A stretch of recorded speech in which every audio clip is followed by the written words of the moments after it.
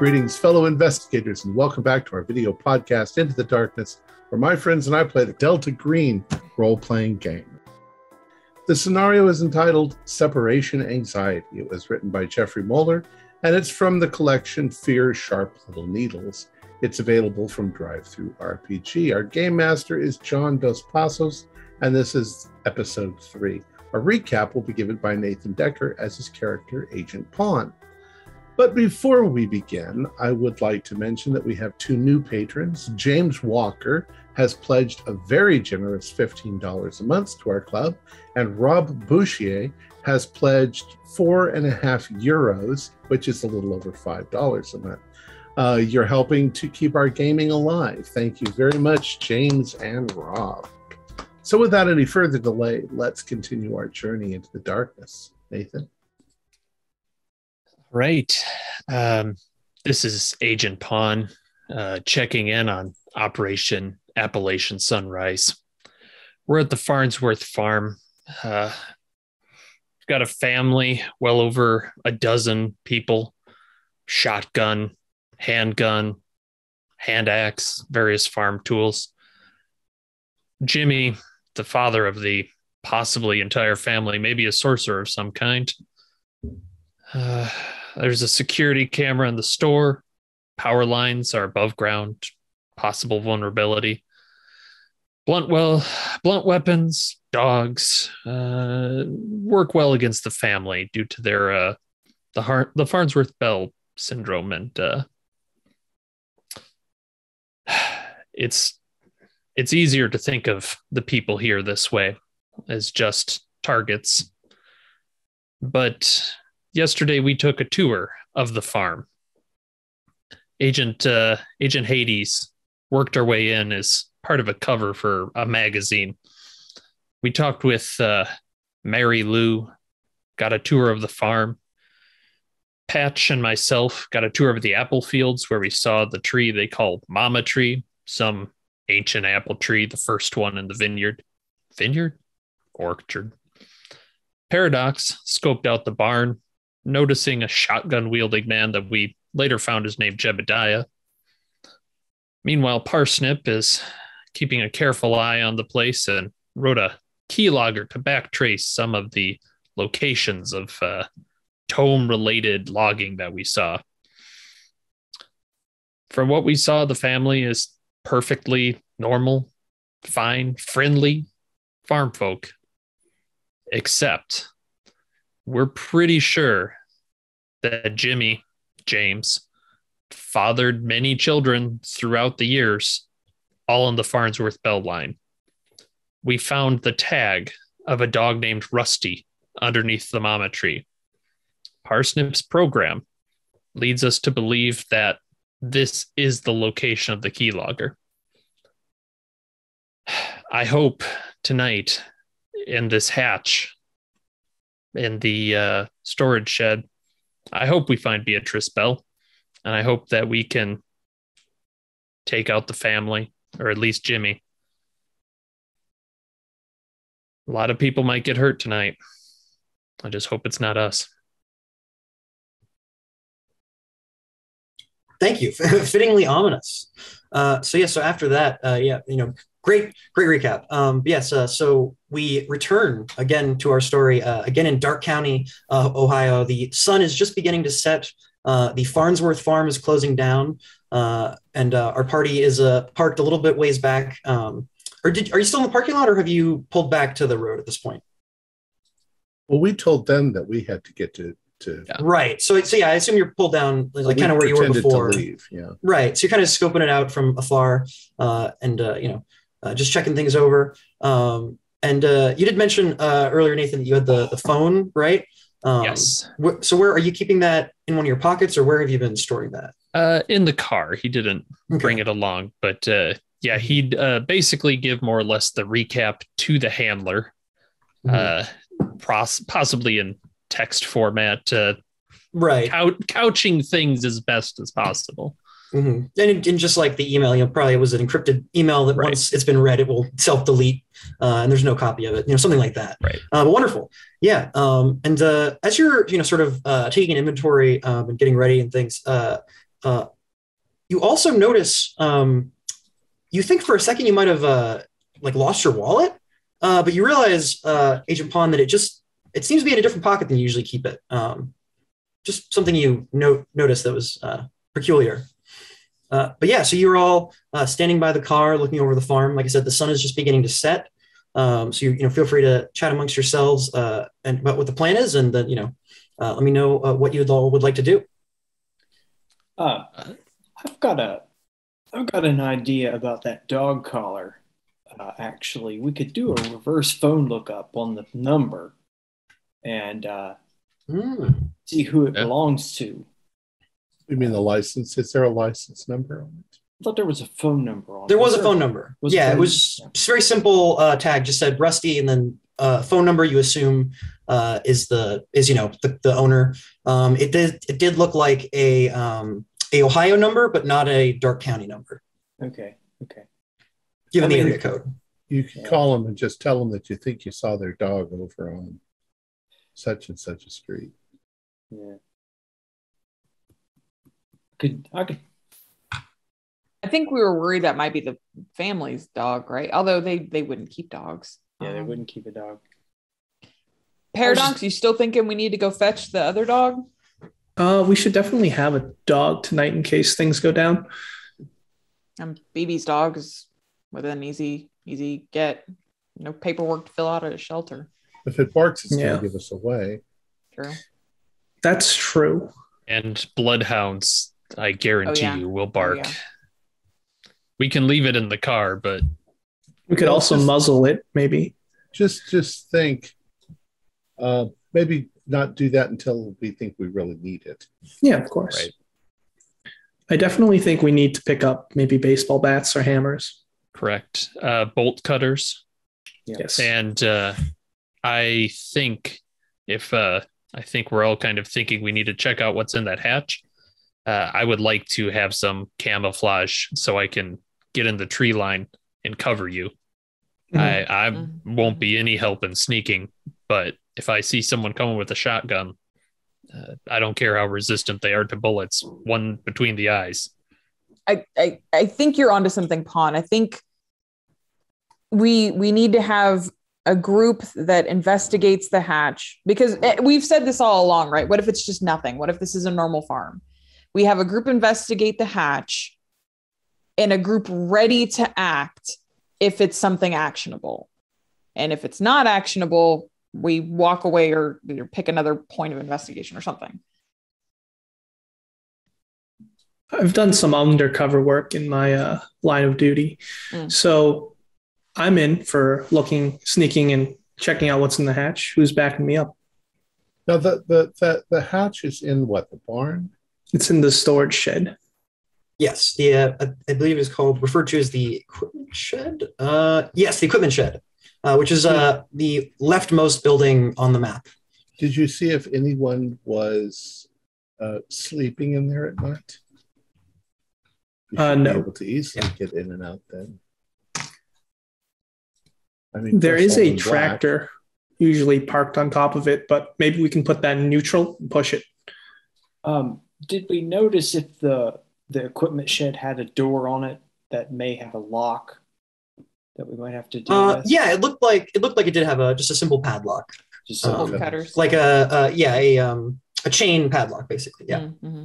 Mm-hmm. I can back you, Paradox. I have some experience with recon myself. Okay. What about you, Prada?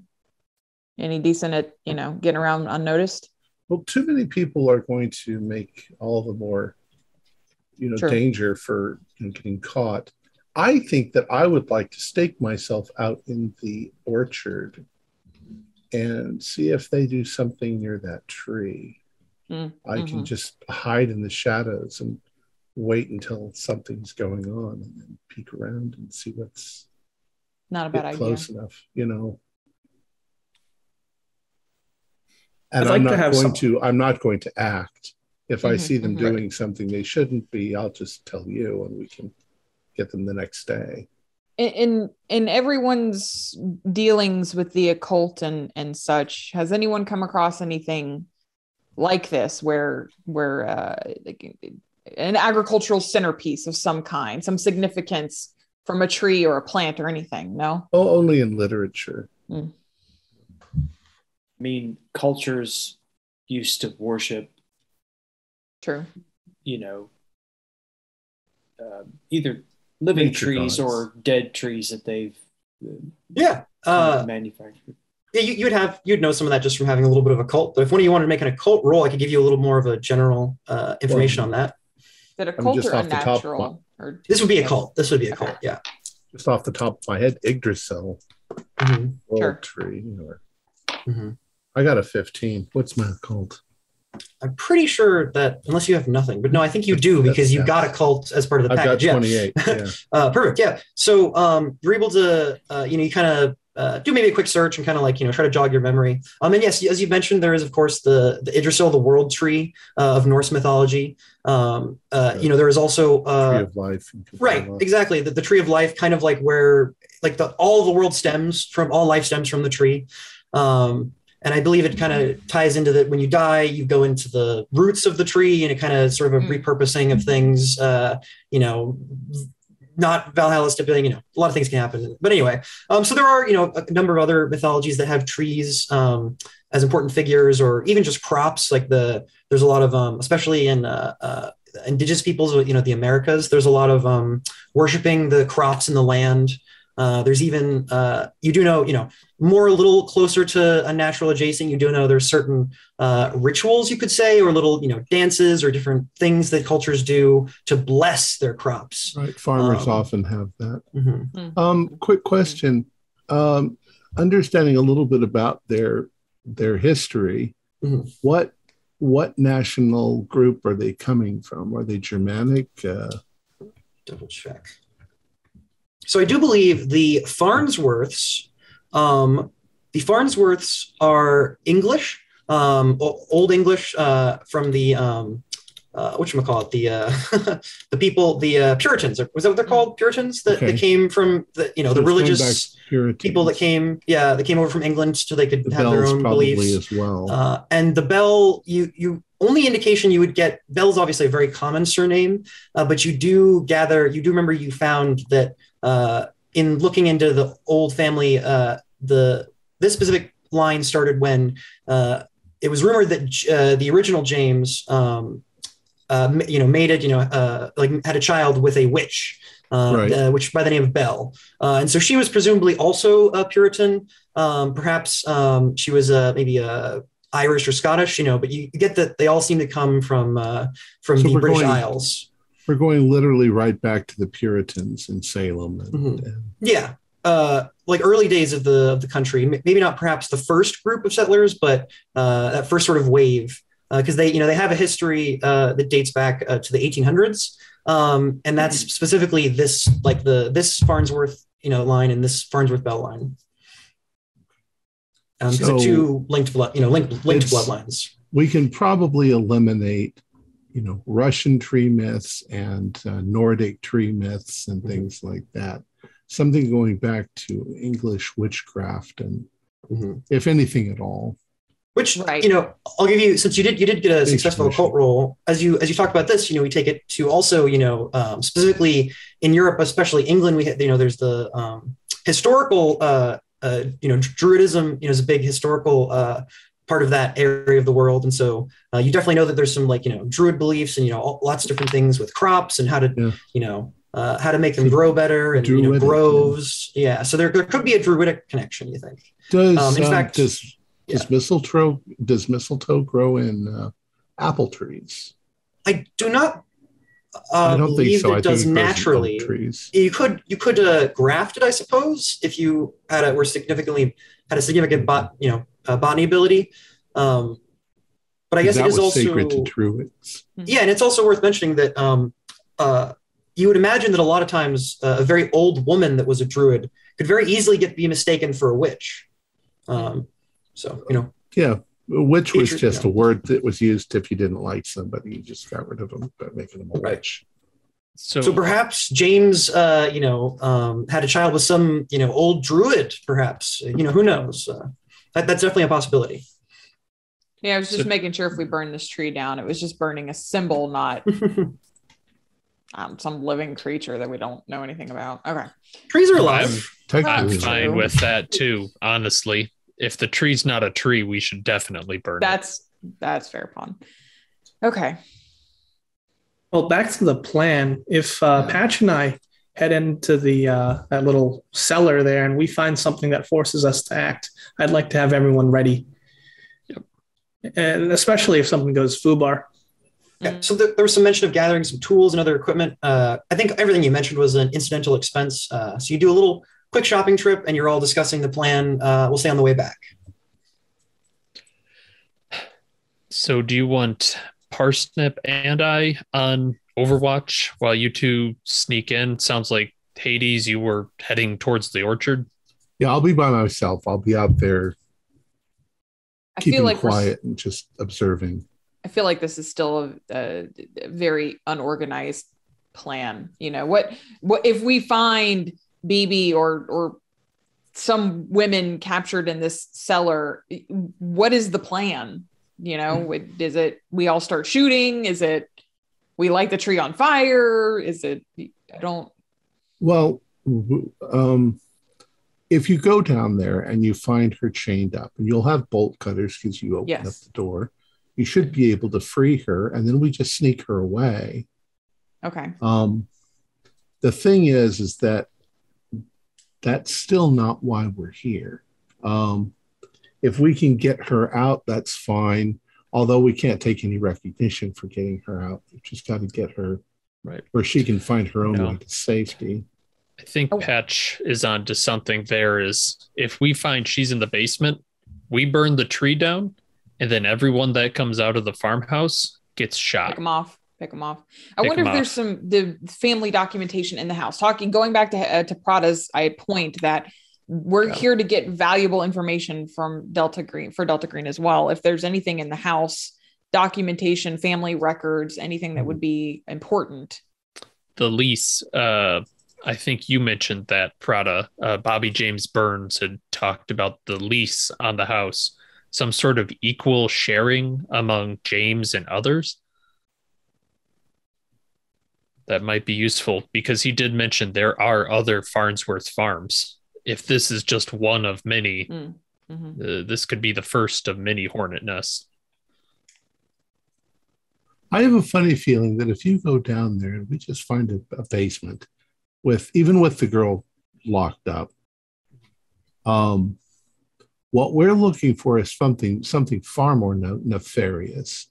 If you go down there and you find a secret laboratory where they're growing new people, then we blow the whole place up.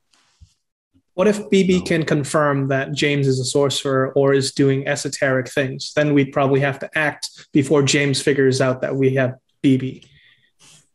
That's why we would have to act that night. Good point. That was my whole concern, is that if we found nefarious things in this cellar, we're going to have to act that night. The danger, of course, is that what Patch pointed out is we don't really have much of a plan. We've also got to understand, too, that BB, she's been doing genetic research on her own family for quite some time. She may have been completely aware of these people right here. You think that she's a part of this? Well, she might have approached them at some point. Maybe she was repelled. Maybe she was put on the shelf and then they came for her. But there's little bits of it that just don't feel right to me, because I could right now take everything that we've gathered and say, yeah, maybe it's just a farm, I mean, we don't want to believe that, but objectively. But there's evidence that James and his genetic material has been spread out across generations. This shouldn't be possible. A woman dying in 1910 who has the same sire as a woman living in 2020 shouldn't be possible. Medical tests can be mistaken. True. Yeah, I mean, how did we get DNA from people 20 years ago? or 50 years ago.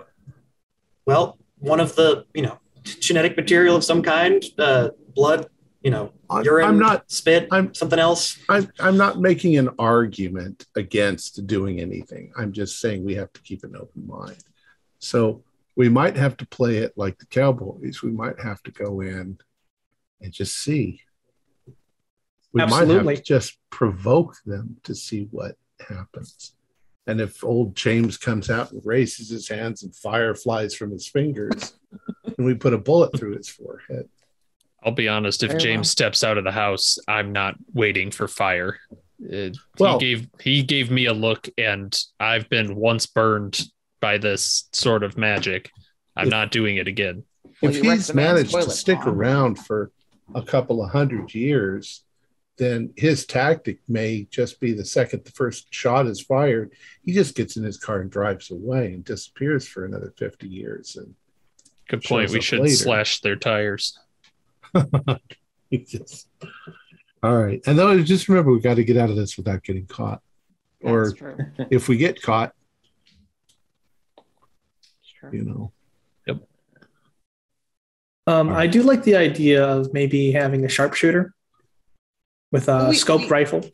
Yeah. But bullets don't really affect them all that much. That's true. I'm concerned about that. I'll keep one of Paradox's baseball bats nearby, but I'm very confident that if I can take a headshot, I don't care how your blood clots. Even nothing's coming back from that. So two go in the basement, two are nearby in case the shouting starts with guns and baseball bats. And I'll be out in the field seeing if I can get any more information. I have hope an earpiece, so yeah. And if we've got radio communication, I'll also have a baseball bat just in case. Just start a group. You want one of those shiny metal baseball bats with. So was the plan then to have Paradox and Patch go, search and rescue, and then Prada's in the orchard, Pawn's on Overwatch, and Parsnips with which of the other two? I am not stealthy, so I'm not going to go with Patch and Paradox. Maybe you should wait in the car with the dog. Are you going to go with Prada, with Pawn, or by yourself during the plan? Well, that's a good idea. That's a good question, actually, is where are you going to set yourself up on the property? I had been thinking near the apple trees, kind of behind one of them where I can get a good eye line towards the back of the farmhouse. That also puts me in between them and Prada if push comes to shove. Okay. Like one of the top, like one of the right or left corner, like on the top, right at the edge of the cornfields. Yeah, I would like to get cover behind a tree, so a little difficult to see, but I can still see the back door. And question: what kind of scope do you have on your rifle, your carbine? This one says it is a holographic sight. Right, cool. So that'll give you a little bit of a distance bonus, and you also get a plus 20 as long as they're not like at maximum range. You get a plus 20 from the sight as long as you have not been hit. Once you've been hit, it throws you off of the site and no longer get the bonus. Is it more than 100 meters from the tree line to the back door? I know there's definitely the entire farm is definitely longer than that, but from the tree line to the back door, let me get a measurement here for you. Looks like, okay, it's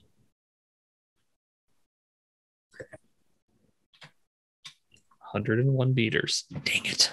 Yeah, it does look like, so let's see here. How much? Why couldn't they give me kilometers? They gave me miles and I don't know what to do with these miles. Are you talking about the farmhouse? Yeah, so it goes 2 miles deep into the countryside. Well, you've got feet right there on the map. Oh, that's right. Hold on. So it's about 100. It's about 100 feet.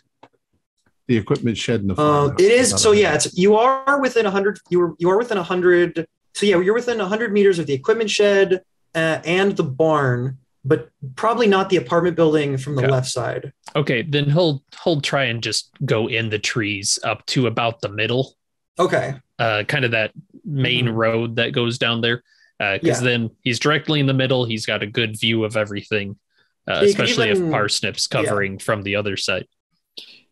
Yeah. Yeah, so just off the middle path, and that would give you range on most things, and you could still shoot at things, but maybe not get a scope bonus if they're really far. Right.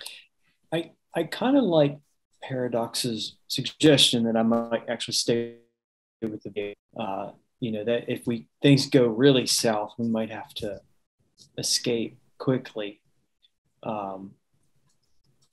So do we want to park the vehicle kind of near the cornfield, over by the equipment shed and the farmhouse kind of place? And then I can provide cover if you guys need to. You could also prevent anyone who tries to leave. Yeah, that's true. If anyone's running for the vehicle, James might just try to just cut and run as soon as he hears something happening. We might need someone watching that. Yeah. And maybe on top of that, you can park near one of the transformers on the electrical poles. So you can shoot that, cut the power, give us an advantage. Yeah, if we can get them with flashlights, I am very happy. They won't be able to see me, and they'll be sitting ducks. I was just going to mention something, but I was like, wait, nobody took military science? So I'm going to position myself. Mama Tree, I'm going to be 3 rows. If you were to go at 10 o'clock, if Mama Tree was the center of the clock. Right. Okay. And I'm using the interference so that there's a tree, and tree, that I'm actually blocked by 3 trees. And yet I can still stick my head out and take a peek. And I'm dressed all in black. Yeah, let's get all black clothes for tonight. And we're all on the same page here that if we do find out that James is a sorcerer, he needs to go that night. Yes. Because he might escape. If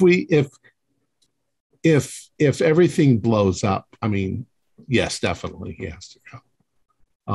If we get out of there without making any noise or anybody noticing us, then we can come back from the next day. Okay. You don't think they're going to try to cut and run once they notice the girl gone? She might be canned up down there. That's true. Some of this we're just going to have to play by ear. Some of this we can't plan for. Right. Prada, do you have anything on hand that you can set the tree on fire with? I've got some flashbangs. So if I have, a jar full of gasoline or a jar full of kerosene, which we could get for you. We could get that for you. You should just bring the gas. Just fling that at the thing and then throw a flashbang at it and boom, up it'll go. Great. And I don't like anybody that calls it Mama Tree. Something about that stinks. There's also the chance that it won't work because big trees get hit by lightning all the time and they don't necessarily get destroyed by it. I can do is try. But, I mean, it's because it's a wet tree. Mm-hmm. Yeah. If we have to, we'll get the tractor after the family's taken care of. Pull it down. And Parsnip, I think you should take BB's dog. Just keep him in the car, just in case. We want to bring full deck, just in case. I can certainly do that. Yeah.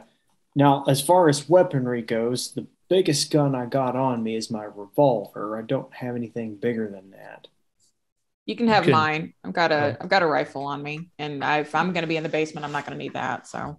Okay. I have a shotgun as well if we need one. Yeah.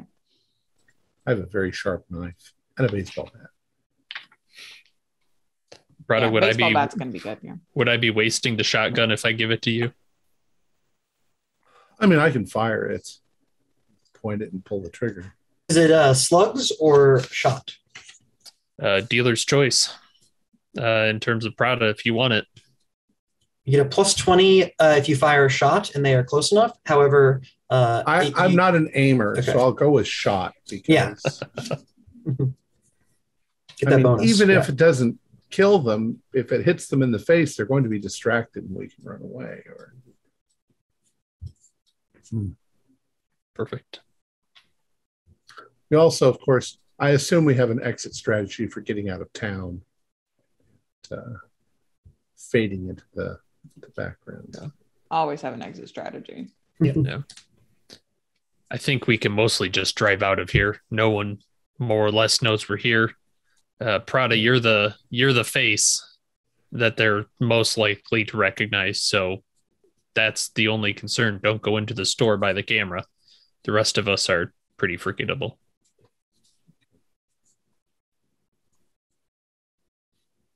All right. Sounds like we have a plan. So the vehicle is parked, you said, off of the road to the left, closer to the equipment shed, right? Just out of view, but potentially could provide some cover if they follow you that way. Is that correct? Yeah. All right, cool. All right. And so I guess we will start with everyone. So everyone who needs to get set up can go ahead and do me a stealth roll for those that are going deep into the orchard. And then the rest of you are getting in a position you don't have to make a roll. So I got a 13. I succeeded. No, I didn't realize a stealth roll would be involved. 65 over 10, complete failure. Oh, Jesus. I'm good. 45 out of 50. And instead of a bat, I think I'm going to go with a hammer. So it's smaller. Yeah. Keeping that baseball bat. I like that idea.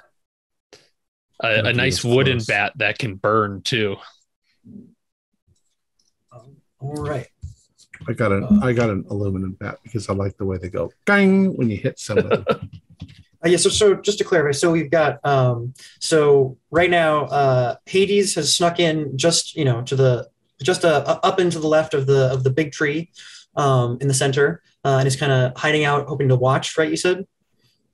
And then Agent Pawn, you have just you're a little bit up ahead, kind of just off the center path of the that goes through the orchard. You're getting set up with your rifle, setting up the stand, getting set up sort of on the side of a tree. Maybe there's like some rocky ground you can kind of dig into, and then Parsnip is in the car with, presumably with a phone or a radio, and Boris, the bloodhound, who you have to keep from slobbering all over you, and the phone. And then we've got, finally, last but not least, we've got Patch and Paradox, who are slowly creeping up through the cornfields to get to the equipment shed. All right. Looks pretty good. You can, anybody that would interested can go ahead and give me an alertness roll. But it seems at a passing glance that the farm is quiet. Given that it is now nighttime. Regular got an success. 04. I passed. Pass. Still regular success. Yeah. It's still a regular Let me pass. see. Yeah, So 62 out of 70. you see, there doesn't seem to be a fire going on tonight, or at least not yet. However, Hades Vandermeer, Agent Prada, from your position within the fields, it looks like you actually spot a woman who is she's just casually walking down the path, the left path that runs sort of to your, like a few rows to your left. Right. It seems she's just either doing a nighttime stroll or perhaps some sort of patrol. But she appears to be like a middle-aged woman from her figure from afar. And she's just walking down, going downwards, along the path. Right. I will make sure I keep a tree between me and her. Okay. And I'll move around it so that she doesn't see me very quietly. Also, I was going to add, if the shit starts hitting the fan at the farm, I'm going to run through the cornfield and get to the car and get it ready to go so that when they get there, they can just hop in and we can peel out. Sounds good. And then also, what did you get, Pon? On alertness, 62 out of 70. Pass. Okay. Yeah. You see that there does actually appear to be somebody standing just outside the apartments, seeming to be smoking, because you can see a little ember, near their face, just sort of on the side. You don't think it's necessarily James or James/Jimmy in particular, but you can't quite tell from here. It just looks like one of the men smoking a cigarette or a cigar of some kind. So there does seem to be people awake, but there's definitely not as many people moving around the farm as during the day. So Patch and Paradox, you're sort of breaking the the edge of the cornfield. You can see the equipment shed. from behind from here. So what would you like to do? I'm screwing on the suppressor onto my handgun. Okay. You get that door open. I'll cover you. Right. Yep. So I'm slowly approaching, bolt cutters ready to cut away at whatever is in the way.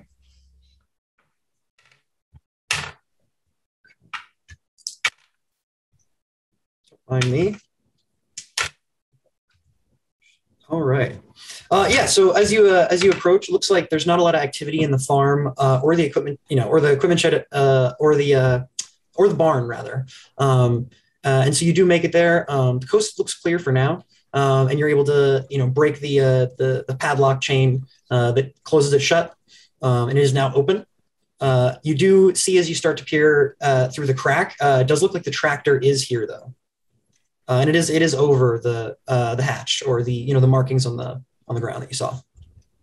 Can we put it in neutral and try and push it? You can. I don't believe tractors have keys. So okay. So we won't have to even turn it on. Just shift it to neutral. Yeah. Just make sure it doesn't roll straight through the barn wall. That'll cause disturbance. Like what? No one took heavy machinery. Sorry. I'm gonna try and push it then. Off the hatch. All right. Yeah. Go ahead and give me a strength roll.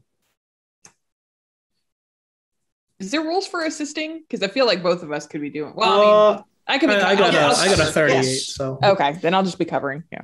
All right. Yes. What am I comparing it against? Your strength. The score. Yeah. Yep. All right. Which would be the times 5, if that makes sense. Yeah. Yep. Like old school Call of Cthulhu. So you are able to, you slowly push this sort of rusty tractor, and it is begrudgingly moving. The wheels turn, now that it's in neutral, and you're able to sort of push it out. What do you want to do with it now though? Because it's hard. It gets harder to push it as you push it out onto the grass and the dirt of the farm. However, there is now. The tractor is outside the equipment shed, and the equipment shed door is open. So if anybody looks this way, that would obviously be an indicator something's up. I'm going to mention to the rest of the team, the tractor is outside. We might need a distraction. Just keep lookout. Where we might be quick. Yeah, with that knowledge, we're going to do this hastily now at this point. Yeah. All right. So there is also another lock on the hatch. You can get that open. However, you hear over on the radio, I assume, because we're going to go back over to Agent Pond for a second, and you do see there seems to be some sort of a commotion in the apartment. It seems the person who's smoking is talking with somebody, and they seem to be arguing about something. And one seems to be gesturing, towards the farm or towards the barn rather, and the equipment shed. All right. Yeah, he's at this point he's basically scoped in on them. He is aiming at if they're both men, he's just taken the first one. And he's just aiming and waiting for any of them to start heading that direction. If he thinks they're going to get a line of sight to the equipment shed, he's going to fire. Sure. Do you want to give me an alertness while you do that? Yeah. Ooh, a failure. All right. Yeah, you're not quite sure what the two of them seem to be doing, but they aren't. You notice that they aren't moving yet. Seems that they seem maybe to be arguing about something, like I said, because they're gesturing and they haven't moved yet. So that is up to you what you want to relay to the team. He'll whisper. He was alerting Parsnip about him, about these people in the first place, and this time, absolutely, we've got two arguing. Not sure about what, but if they're going towards the shed, I'm firing. And Hades, Agent Prada, you do see that the woman, she seems to turn, and she's now walking the back line of the orchard, and it's getting a little harder to see her, but you see her pop up in between the trees every now and then. She's got some distance on you, all the way back at the end. She seems to be going, maybe doing a circle or making her way back, because like I said, she came down and now she's going over. And so we go back to Patch and Paradox. You got, the message from Parsnip and Pawn, to be careful. There is, looks like there's some something is, there's been a movement, but not movement in your direction at the moment yet. So you're gonna go ahead with popping open the Yep, let's make this quick. Yep. Yeah, and so you very quickly, you get the bolt cutters down in there and cut the padlock that keeps the hatch closed, and then you are finally able to get it open. And what is inside? The first thing you get actually is the smell. It smells like rusty nails and sweat, maybe. And you see that there seems to be a lot of flies actually.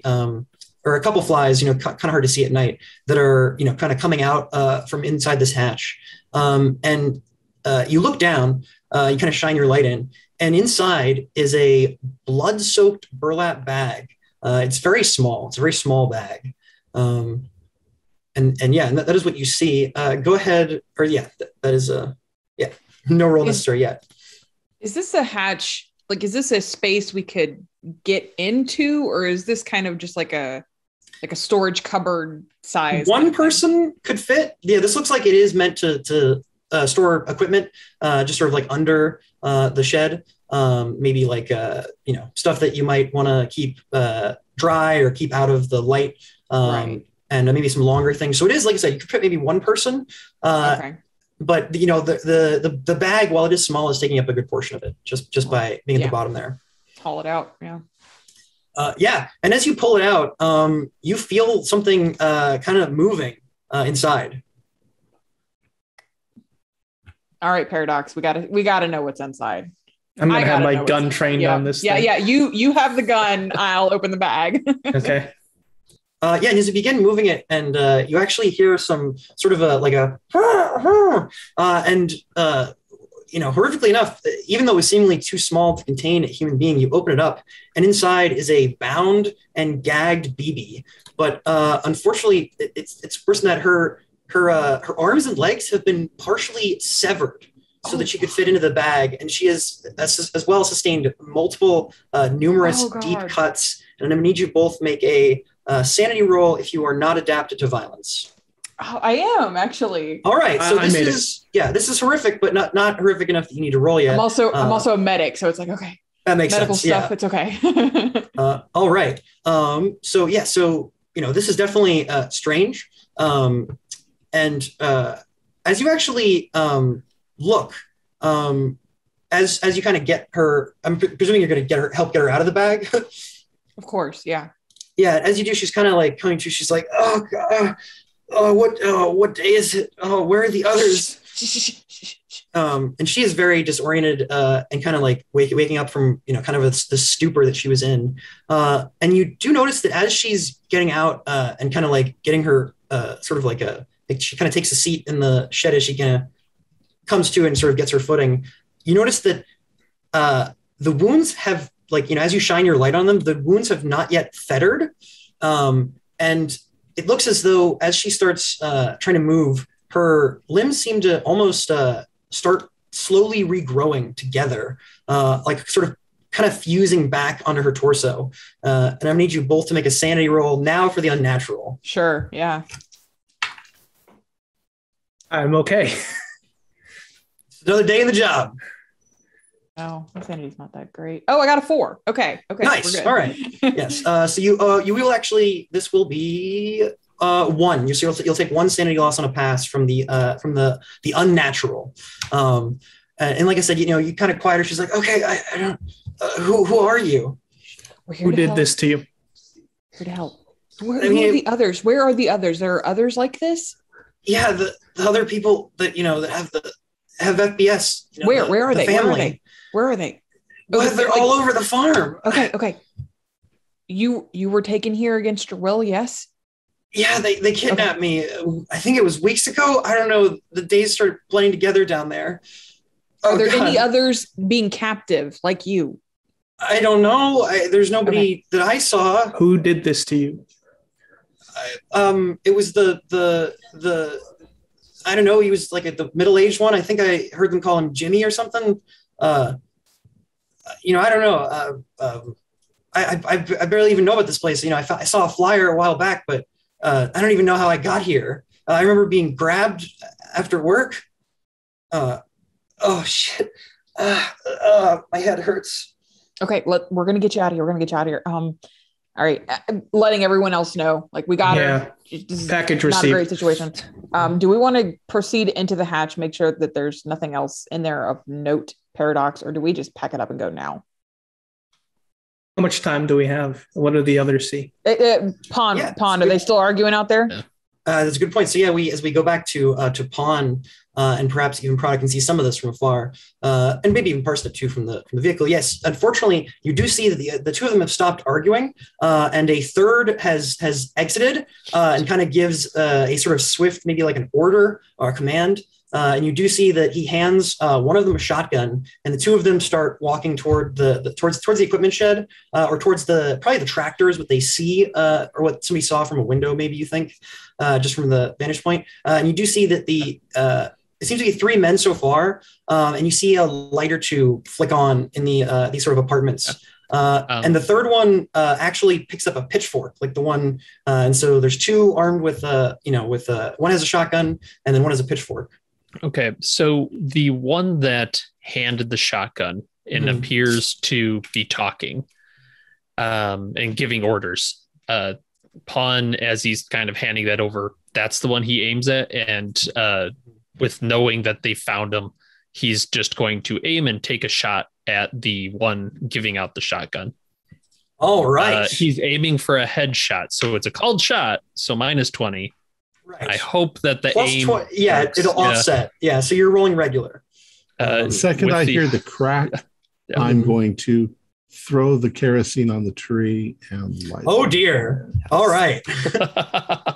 Well, a number of things will happen. So let's go ahead and get the firearms roll. And then I'm running. Yeah, and as you're rolling the firearms roll, so I guess let's get everyone's attention here. So Hades is going to light the tree and run.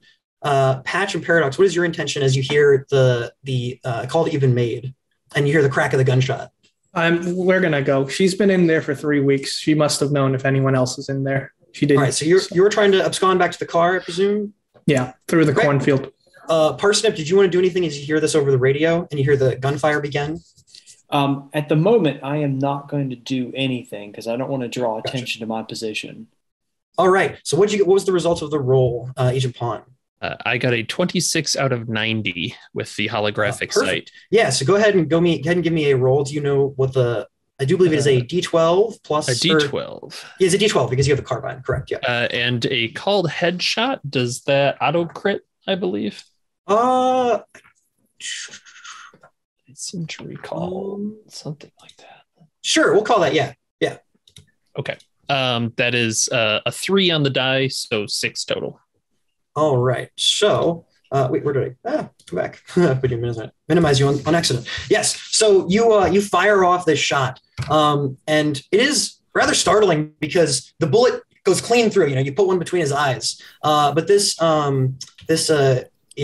you see as you scope in, you see that they look a bit older. You think this might be Jebediah, perhaps. And the bullet goes through his head, and he kind of reels back. And then you see the person grab at their head. And they seem to sort of stumble forward, they're moving forward, still moving forward, but like stumbling. And maybe one of the others kind of grabs them and keeps them going towards the shed. But it was a successful shot, and they looks like they did not take it well, even though they're still moving. All right, Parsnip, get the dog ready. Get the dog ready. They are very resistant to bullets. Okay. All right, and you do notice as well. You see a few more people that are coming out of the apartments. There seems to be about maybe 7. Like there's the initial 3 and about 4 more that are already awake, and there are a few more lights that seem to be coming on. All right, so we'll jump back to Hades. So go ahead and do me an athletics roll just to see how good you aim as you're trying to get out of there. It's a big tree, and literally. You're going to hit the tree, but we'll see how good the fire. What is this? An athletics? Yeah, this will be versus your athletics. Athletics. Fail. All right, and it was just a regular fail, though, not a fumble. You were correct.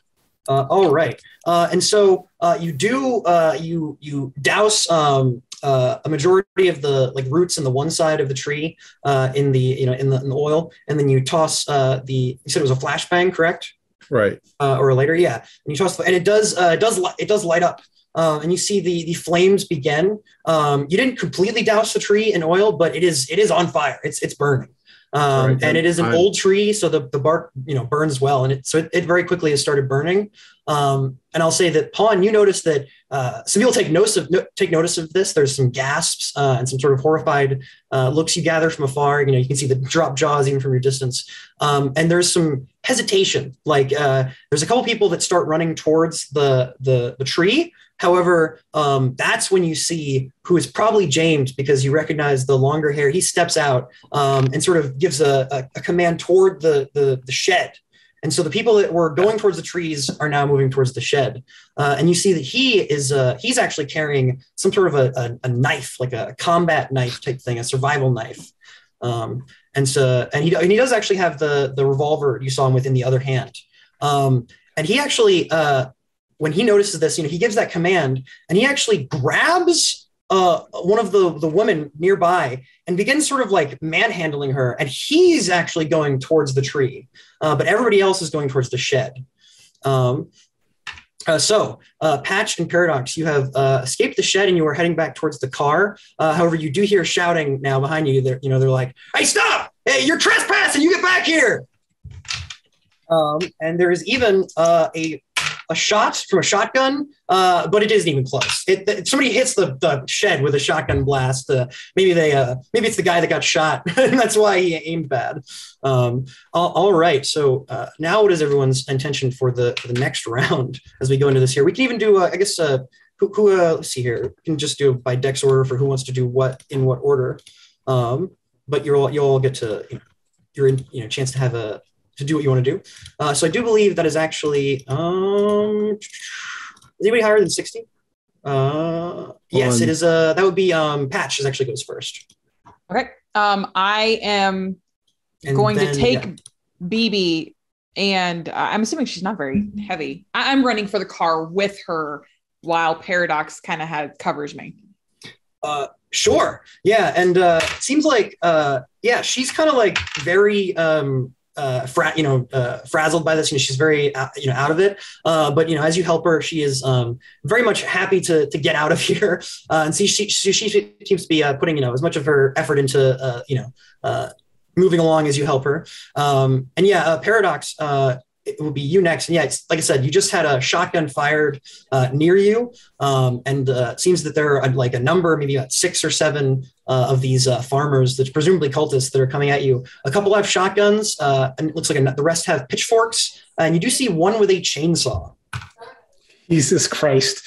So the one with the shotgun that just fired, you said, so I'm turning around, I'm seeing targets. How many of them are carrying ranged weapons like shotguns? It looks like 2 have shotguns in the group. The rest have pitchforks, except for the one with the chainsaw.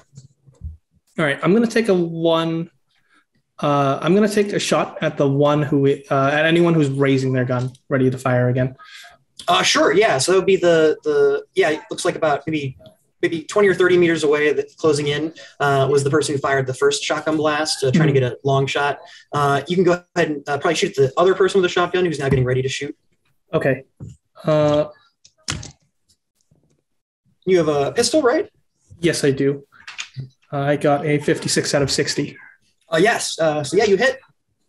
Cannot dodge bullets, unfortunately. So he gets hit.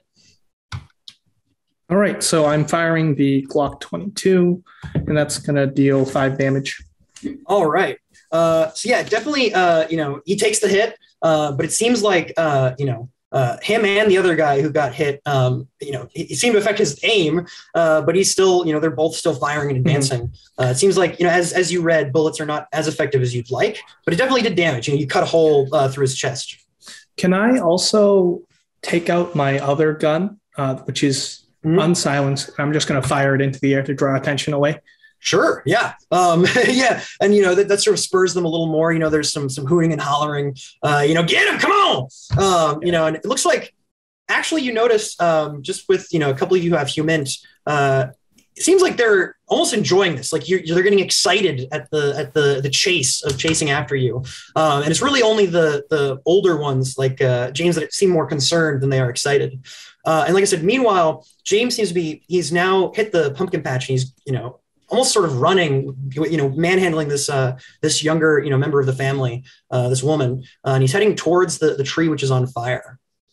So I do believe next up we have our 60s. And so we can do pawn first, right? You have a 60, right? Index. I do, yes. In terms of how fast James is running, is he going to kind of like gauging speed wise? Is he getting to the tree next round, or do I have time for a shot in between? It looks like he is likely going to get like he'll probably get either this round or next round. Because he's definitely getting into the tree line, and that'll be harder to see him there. Harder to get a shot off, rather. He's thinking he would love to shoot, but he doesn't think it's going to work. He swears, pops the carbine kind of over his shoulder, picks up the bat, and he's running towards James to try and intercept with a baseball bat. Okay. Yeah, you can definitely try to like intercept him, or you'll at least get to the tree when he does. So go ahead and give me an athletics roll to see if you intercept him or you meet him at the tree. 62 out of 70 is a success. All right. Yes, you're going to intercept him as he gets into the tree line, and he's maybe like a fair meters away. Maybe 10 like around 30 meters away from the tree. Perfect. And so speaking of Hades, we will go to you, Agent Prada. You also have a 60. So it seems like, you see there's a James, he's got this, kind of almost like a human shield that he's like manhandling her as they run. Pawn looks like he's moving to intercept, and it looks like he will intercept, James before he makes it to the tree. You're not quite sure what he's going for, because really all there is the big tree, which is now on fire. And there was that sort of that slab of rock, and there was a couple of rocks, and the campfire spot. Well, as I said, as soon as I threw the kerosene and ignited it, I knew that somebody would come towards the tree. So I've run to the left and ultimately into the corn, and I'm going around to the car because I know that in a few minutes everybody's going to show up at the car, needing to get the fuck out of there. So you see the three of them go towards the tree as you glance back, and you easily make it to the cornfields, and you're now running up the cornfields towards the vehicle. Right. Awesome. All right, and then last but not least, Parsnip, what are you doing this turn? Okay, so what I'm going to do is sling the rifle over my shoulder, and I'm going to take a bat, and I've got the dog with me on a leash, and I'm going to run towards where Patch and Paradox are at in an attempt to cause a disruption and scare the farmers. All right. So yeah, where exactly did you want to go? To cause the distraction then? Just where you are, or did you want to move at all? Yeah, I was going to move towards the farmers that were coming toward the equipment shed, I think it was. Mm-hmm. Yeah, I was going to move towards them in an attempt to disrupt that. Right. So you're meeting up. You're going towards where Paradox was also firing a gun to distract. Yes. Cool. Yeah. And are you bringing the vehicle, or are you just getting out on foot? No, I'm just going to get out on foot with the dog. Okay. Wonderful. Yeah. Do you want the dog to stay on a leash with you, or are you kind of just letting Boris go? No, I'm not going to let him go. I'm going to keep him on a leash with me, just to kind of get like a buffer between them and me. So I'd like you to give me a strength or a constitution roll, though, as you start making your way, and because Boris spots BB, and so she no longer is interested in staying on your leash. Strength or constitution? Yeah. Okay. Oh, yay. That is a 21. All right. And so you don't even really need to try to make a distraction, because, you're running over here, you start, you're sort of your distraction, but Boris starts barking as he sees BB, and he kind of like tries to get away, but you somehow barely keep this bloodhound with you as you approach. And as you do, it's kind of good that you did, because the barking helps. Actually, looks like a number of them were charging at Paradox, because Paradox sort of took a defensive stance shooting, in front of Patch and BB. But it looks like a couple of them were actually they've they haven't gone back, but they kind of hesitated at the sight of the bloodhound and the loud barking they sort of didn't expect. And so it's actually just the pitchforks are still, they're making their way towards Paradox, but they've kind of hesitated. The man with the chainsaw, however, is not hesitating, and he is making a charge at you, Paradox. So would you like to try to fight back or dodge? We're dodging. All right. And he got a 71. So yeah, that's, he kind of run. He really has to sort of like charge to even get to you before you can fire another shot. Kind of felt like if you're familiar with the 21-foot rule, this is why it exists. But you were able to sort of jump out of the way very kind of comically, and he almost falls, which would have been hilarious, if he fell under a chainsaw. But he kind of stumbles as he goes, almost by the equipment shed, and he's gonna have to like sort of come back around to try to get you or one of the other people again. Like I said, the pitchforks seem to move up, and then we've got one guy's gonna try to fire a shotgun at Paradox, and then the other is gonna fire at Bill. And I will give you the benefit of I was gonna give you the benefit. You were dodging already, but there isn't anything you can get behind cover for this, unfortunately. Yeah. So that is the one that goes for Paradox failed, unfortunately. And then the one that's shooting at Parsnip and Boris. That is a hit, unfortunately. And so we will see how that fares. I'm also going to roll to see. Oh, all right. Wow. Okay. Luckily, Boris wants to be in front. And so Boris kind of acts as a little bit of an armor or shield as you get blasted. But he's going to be firing slugs. And so Boris takes the majority of this round. However, it didn't seem like it kind of knocked Boris back a little bit, but he's kind of yelps and then continues to his barking. It seemed like it didn't actually do that much damage to him. They rolled low. All right. That brings us, and now we've got so James continues. However, you are in his way, Pawn. And so you're going to be making melee weapons or brawl versus his. Melee weapons. Unarmed, I mean, yes. Yeah. Do you have a knife or you have one of the batons? I have or a bats? bat. Yes. Okay, awesome, yeah. All right, so he's got this this knife, and it almost kind of glows in the moonlight. You notice, sort of with this ethereal glow. Yeah. Okay, and he got a 27. What did you get? Nuts! I got a 15. Well, actually, or wait, I do believe it is higher. Higher wins. So unfortunately, yes, it is. So you need to get a crit. Otherwise, yeah. So he is able to stab at you, and it looks like he kind of is stabbing at you, and he's kind of trying to like sort of stab you and like kind of like get you out of his way. Like he wants to continue towards this tree. And so let's see what he does damage wise. Plus. Wow. Okay. So yeah, he does 2 damage. He kind of nicks your arm, and he continues sort of his charge. It looks like he is indeed heading towards the burning tree still, but it seems like he wasn't interested in continuing to engage him. So you have a better chance at getting him this turn if you attack him again. And so that brings us back again to the top of the round. It seems like a couple more of the family are waking up. There's 1 or 2 kids actually standing by the door. They're just watching, teenage age members. So we go back to, we've got Patch and Paradox at the top of the round with the highest decks. So you, like I said, there's a number of these farmers, these, seemingly cultists at this point, the psychopaths excited to chase and murder you are doing so. And you've got Boris there to help you and Parsnip. But like I said, there is a lot of them. So what are you going to do? Are you just going to book it to the car? What is the plan?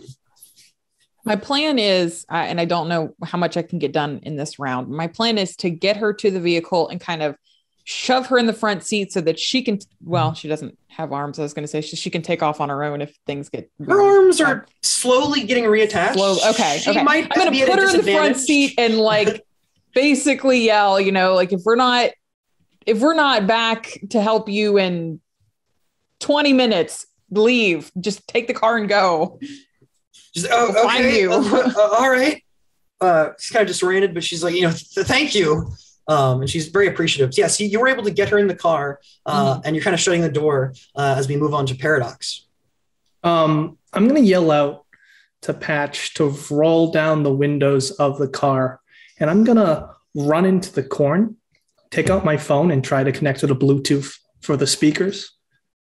Ooh, Got it. Give me a luck roll to see if you can connect to that without having to sort of hack your way in. I got it. Yeah, they're not right. super computer smart. They didn't have a password. I yell out to raise the volume all the way, and I'm gonna play a dog barking video. Ooh, I like that. Yep. I'm going to need to make a series of rolls. Ooh, let the dogs out. And I'm just like, I'm in the corn. I'm trying to get away. Ooh, okay. All right. Yeah. So you all look as a couple of the some of the folks with pitchforks and some of the newer the reinforcements are actually they're now searching, they're looking around, they're heading towards where the speakers are because they're hearing all this barking, and of course they do not like it, and so they're trying to find these dogs, and they're like, where are all these goddamn dogs? And so they're kind of running around, doing circles around the speakers, because it's definitely taking a little bit for them to figure it out. It does seem like the ones that were already engaged, they are still engaging, but it does at least one of the pitchfork people are like, where the, they're kind of spending their terms sort of what the fuck, where, very, very confused by this. All right. Wonderful. So next up we go to our 60s. So we'll do the sort of melee engagement first. Pawn, it seems like he's kind of partially turned his back to you. He's kind of dragging the girl along, so she's kind of in between you, so you can't make an easy shot. But he is not far. He's a few meters away, heading towards that tree that's on fire and dragging the girl with him. Yeah, at this point, Pawn is not worried about being quiet, so he just into the comm is saying, James is going for the tree. He's trying some bullshit, and he's just going to take that bat and try and crack James with it. All right, yeah, go ahead and give me a melee weapons roll. 44. Hey, that's a crit. It is indeed. Your yes, I have a quite good melee weapon. Awesome, wonderful. So go ahead and do me. Yeah, go ahead and roll the damage and then add the max. Yeah, that is 7 on the die. All right, and wonderful. Then, So you bash. He actually, you have to sort of, strike high to avoid hitting the young adult woman he's pulling. But yeah, you hit him. You hit him kind of square in the jaw. And you think maybe even a tooth goes flying as you get a really good hit, and he kind of tumbles. And there's a moment where he lets go of the girl, and she kind of looks like she wants to run, but she isn't quite sure what to do. Get out. And then that is when you see, he looks very bloody. Like his face is very bloody, and it seemed very effective. However, he's barely sort of, he's continuing to hang on, and he grabs the girl, and he kind of throws her onto the rock that was nearby, this piece of stone, and he takes the blade and plunges it into her chest. And you see as he, his very life force is beginning to drain out of him. He's bleeding out of his mouth, and he's probably dying himself. He stabs this knife into her, and there is a scream as that happens. All right. And when this happens, all of you begin to hear the ground start quaking and sort of rumbling. And Hades Vandermeer, you have just come out of the cornfield. You have reached the car. It seems you hear the door recently has just shut, and you can kind of see Patch and the sort of the back of Paradox and Parsnip as they are engaging. But the vehicle is right there, and you have sort of reunited with the rescue team. All right. Is Patch still here, or is she walking away, or? I've just shoved BB in the car and shut the door and cranked up the volume. So yeah, I'm right at the car. Yeah. Patch. Yeah. I came over here to get the car ready. What do we need to do? We found her. Yeah. Take the wheel. I say we just get in and start running people over. If guns aren't going to do damage, a car will. All right. Remember, this is our way out of here, though. Do you know that cars? I'm sure there's other cars. Cars don't have damage dice. They do lethality damage. Yes. No. All right. Get inside. But I put my hand on your shoulder and I take you away a little bit from the car, and I say, She okay? Or is she part of the problem? She's been experimented on. It's clear that she is not a willing participant in all of this. I'm not sure what Delta Green's direction is going to be here, honestly. If we have to put her down later, we'll put her down. Yeah. Right. Agreed. You and I are on the same front here. Let's take care of all this. How's your driving? My getaway driving's okay. My controlling a car. Very standard driver. I'm very standard too. All right. Well, maybe that makes us even more lethal. Go. Take the wheel. Let's go. All right. Parsnip. So what are you doing this turn? It looks like Boris is even more startled, is even more barking now. He's barking back at the recording barking, and the recorded barking is barking back at him, and it's a whole spiral of intensity, and he's just even more riled up. It seems like some of the pitchfork folks are now moving towards you, but it seems like one of the shotgunners is actually they're kind of struggling because they're struggling to get a shot on you because there's now pitchforkers and a dog in front of you. And the other shotgunner seems to be concerned with Paradox as well as the man with the chainsaw. So all of that is happening nearby. The reinforcements, however, seem to be occupied, which is good. Okay. If I can, how far am I away from the guy that shot Boris? Oh, not very far. Maybe 10 meters max, because he fired a slug at you. Okay, so can I try to close the gap and swing of the bat? You could indeed, yes, absolutely. So that is what I will try to do. All right, yeah. Because like I said, he was kind of actually sort of not kind of trying to aim, but he's like, shit, there's too many things in the way, and then you kind of juke one of the pitchforkers, and he's like, oh, now they're too close. So go ahead and give me an attack roll, and he will try to dodge your melee. It's you're using melee, one of the bats, or one of the bats. Yeah. Oh geez, no. What'd you get? 48. All right. Well, he got he succeeded, and so he just barely kind of dodges out of the way of the bat. But he spends most of his turn doing that, and so he kind of looks like he's trying to readjust, maybe to aim, but it looks like actually he might maybe try to club you with the shotgun next turn if that doesn't work. All right. So that brings us to the rest of the enemies, two of which are going to try to pitchfork you. However, you can also. Or unfortunately, actually, you have to use, since you made a melee weapons attack, that is your roll for the turn. So this will be versus your 48.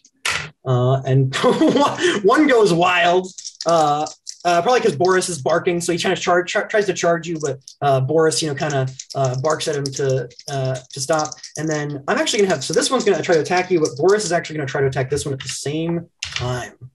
So, all right. Okay. And so it looks like this one, it was stabbing towards you, and it looks like it would have connected. Like the pitchfork was going to connect with you, but Boris sort of jumps at this guy and sort of rips and tears into his arm, and kind of pulls his arm away from you, or from with the pitchfork away from you. And it looks like he takes a chunk out of this guy's forearm. Boris is very effective against them. And so he's kind of struggling with Boris now. The other one of them is going to try to shoot at you, Paradox, with the shotgun. And that is a 2. So let's see how you fare. Are you wearing body armor by chance? Nope. That's 12 damage. That's double 6s. I'm dead. Oh no. So yeah, unfortunately we have had our very first dead. Oh, yeah, you can see the kind of skull there. Unfortunately, it's also green because Delta Green. But yeah, all right. Unfortunately, rest in peace, Agent Paradox, heroically taken down by a shotgun slug as he was dodging a chainsaw. It also means that we have to go collect his body, chop off his head, and burn off his fingerprints. Mm-hmm. And we've already got a lot of cleanup here. And we really liked Paradox. That's rather unfortunate. All right. So now we move back over to the fresh turn. And so Agent Patch, you are at the top of the round. Yeah, we're driving this car around, hitting as many people as possible. Oh, I'm sorry. There's also Parsnip first. Sorry. Wait. Of course. No, yeah. Or wait, because yes, because you still have your turn, I believe. Because did you? Yeah. Did I? No, because you were at the end and you didn't do anything that took your turn because Boris actually stood in for you.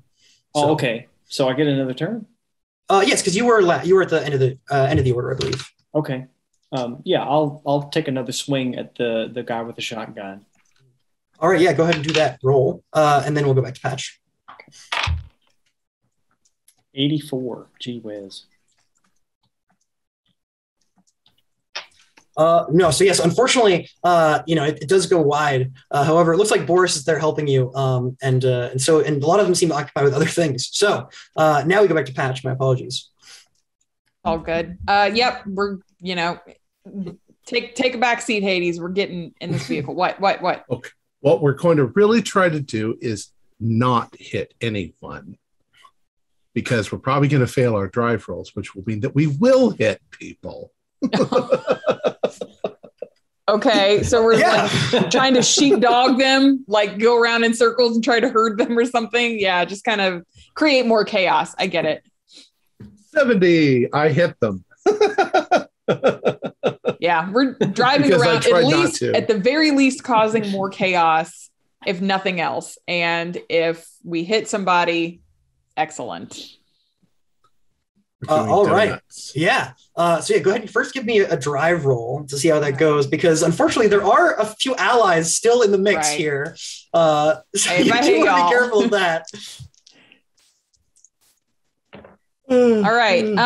It was a fail, not a fumble. It's 29. Okay. My drive's 20. So okay. Yeah. Go ahead and give me another D100 for a lethality roll.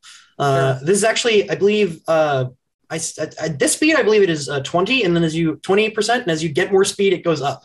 Oh yeah, that's right. I forgot it's lethality rolls. Got it. Yeah. Okay. So 7 then, because it was a 61, so that's yes. 7 so damage. Yes, you do 7 damage as you actually so you were going for the shotgunner, because there's kind of the melee around Parsnip and the dog, and then there's the shotgunner and the chainsaw guy that were going for Paradox. So you unfortunately you go a little too right, and you almost hit the storage shed, but you narrowly avoid it, and you do run over the chainsaw guy, and you sort of this scream, and the chainsaw goes sort of flying off over by the cornfields, and he's like oh no, and does that. Yeah, you feel like that was extra effective, with the ramming force of your vehicle. All right, so Pawn, you see as this James, this man, and he's kind of like still almost kind of crawling on the ground. He spits some blood, and he looks to you, and he says, the Dark Mother shall take you all, no matter if I live or die. And what would you like to do? It is your turn before he goes. Great. He's just going to try and cave his head in with the baseball bat. All right. Yeah, go ahead. He's going to make a meager attempt to sort of like maybe grab one of your legs. Was that a fumble? Yeah, no, not a fumble, but it is not a success at a 90 out of 70. And he gets a, wait, no, sorry, let me check, because he's at a negative. He got the exact number he needed to succeed. So you almost hit his head, but he kind of just like moves at the last second on the ground, and he pulls one of your legs. He doesn't actually do any damage, but he does pull you to the ground with him. And so you now are kind of, you're tumbling on the ground, and he's kind of bleeding on you out of his open wound. He's spouting weird mumbo jumbo stuff about, like I said, about the Dark Mother, whether he lives or dies, you shall meet her wrath.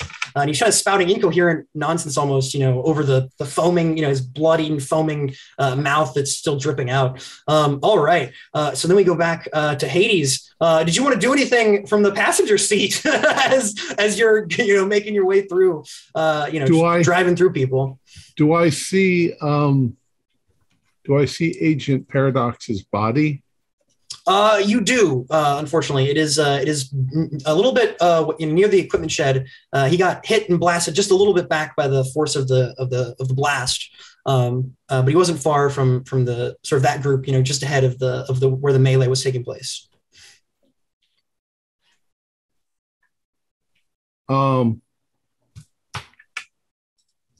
I'm gonna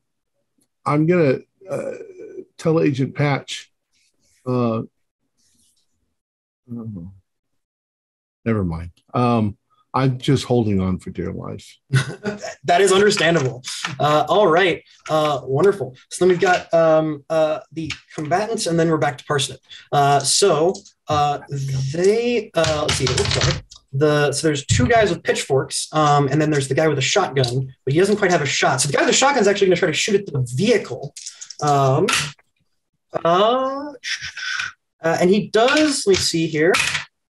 So he does hit, but he just puts some holes in the back of the vehicle, and so you do hear the shot of a slug going through the back of the car, maybe bouncing off as you're kind of driving. But it didn't seem to do much damage or hit any of the tires, which is good.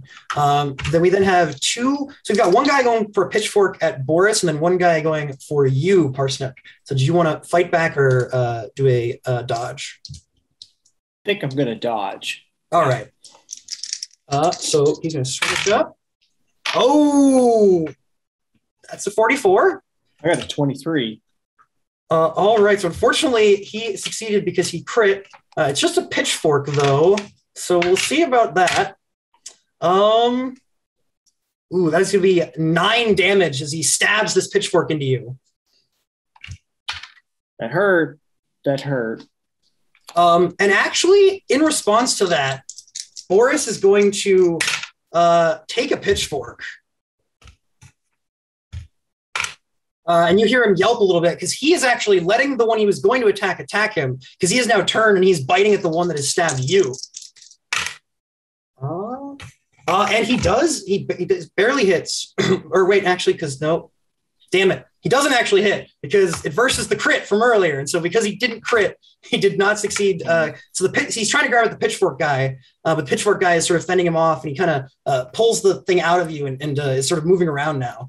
And so unfortunately, that is continuing there. However, it is now your turn as you just barely dodged out of the way. So you can still move or do something with the rest of your turn. Okay. Can I take a swing at the person that stuck me? Oh, of course. Yes, you can. I'm going to do that.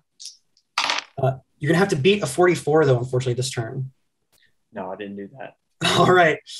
So the melee continues, and we go on. You can hear that, like I said, there seems to be a couple people they're actually running towards. You hear some yelling, Pawn. You think there might be people running towards the tree, maybe to try to put it out. That perhaps some of the people that were distracted by the dog barking have realized that it's not real. You do see some people that are still searching, almost trying to search where now that they know that the dogs aren't actually there, they're trying to find out where the sound is actually coming from. So they're trying to find what device that's connected to the speakers. So there's still some running around. There's a couple starting the long journey down towards the tree, and then there's the few remaining still in the combat. And so we now go back over to Patch at the beginning of the round.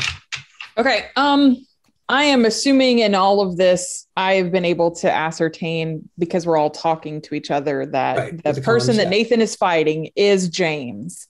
With that in mind, I am aiming the vehicle straight for him, and we're gonna try to hit him. The trees. Well, if they're all running down the main path towards the tree, maybe you can clear out a few of the fire brigade.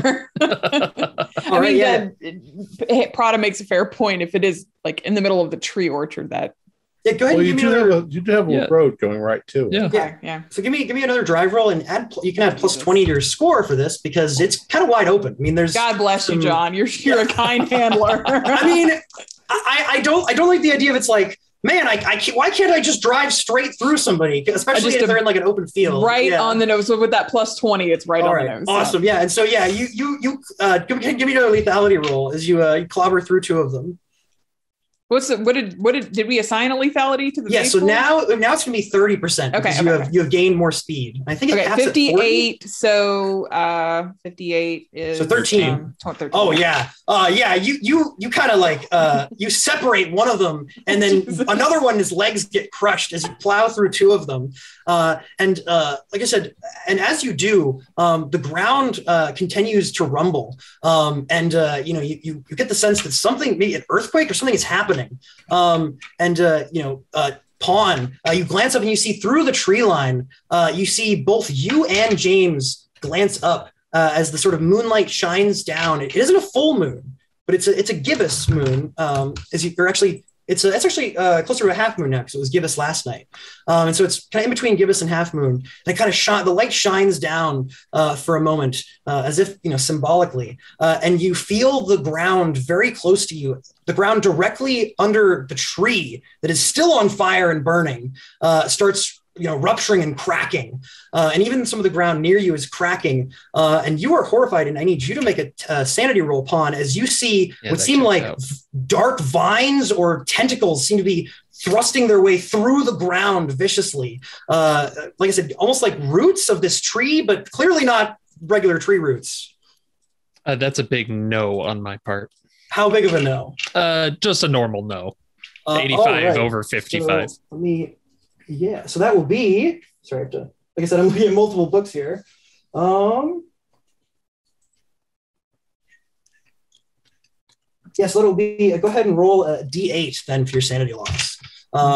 As you realize that these, almost like vine or root-like tentacles are seeming to like something larger is coming out of the ground. And you even spot an eye in one of the cracks, like some sort of gross, milky eye. Oh dear. What did you there? I rolled a 6. I am definitely projecting that onto a bond. Okay, yeah. So go ahead and roll me a D4. Yes, you can project onto bonds. This is our first big sand hit. Yeah. So did you get more? Did you get 2? I got 4. I got 4 off. So that's pretty. That's good. Which bond are you hitting? Let's make it juicy. My wife. Okay, yes, we might have to mention in our epilogue, if you survive, how she chews you out for some reason. You're late again. You're coming home all dirty and wounded. You won't even tell me what's going on. Stuff like that. And so you take 4 off of her and take 4 of your willpower points away. But you only take 2 sanity damage, and you do not You do not have a bout of temporary insanity and go into fight, flight, or freeze, or we roll the dice.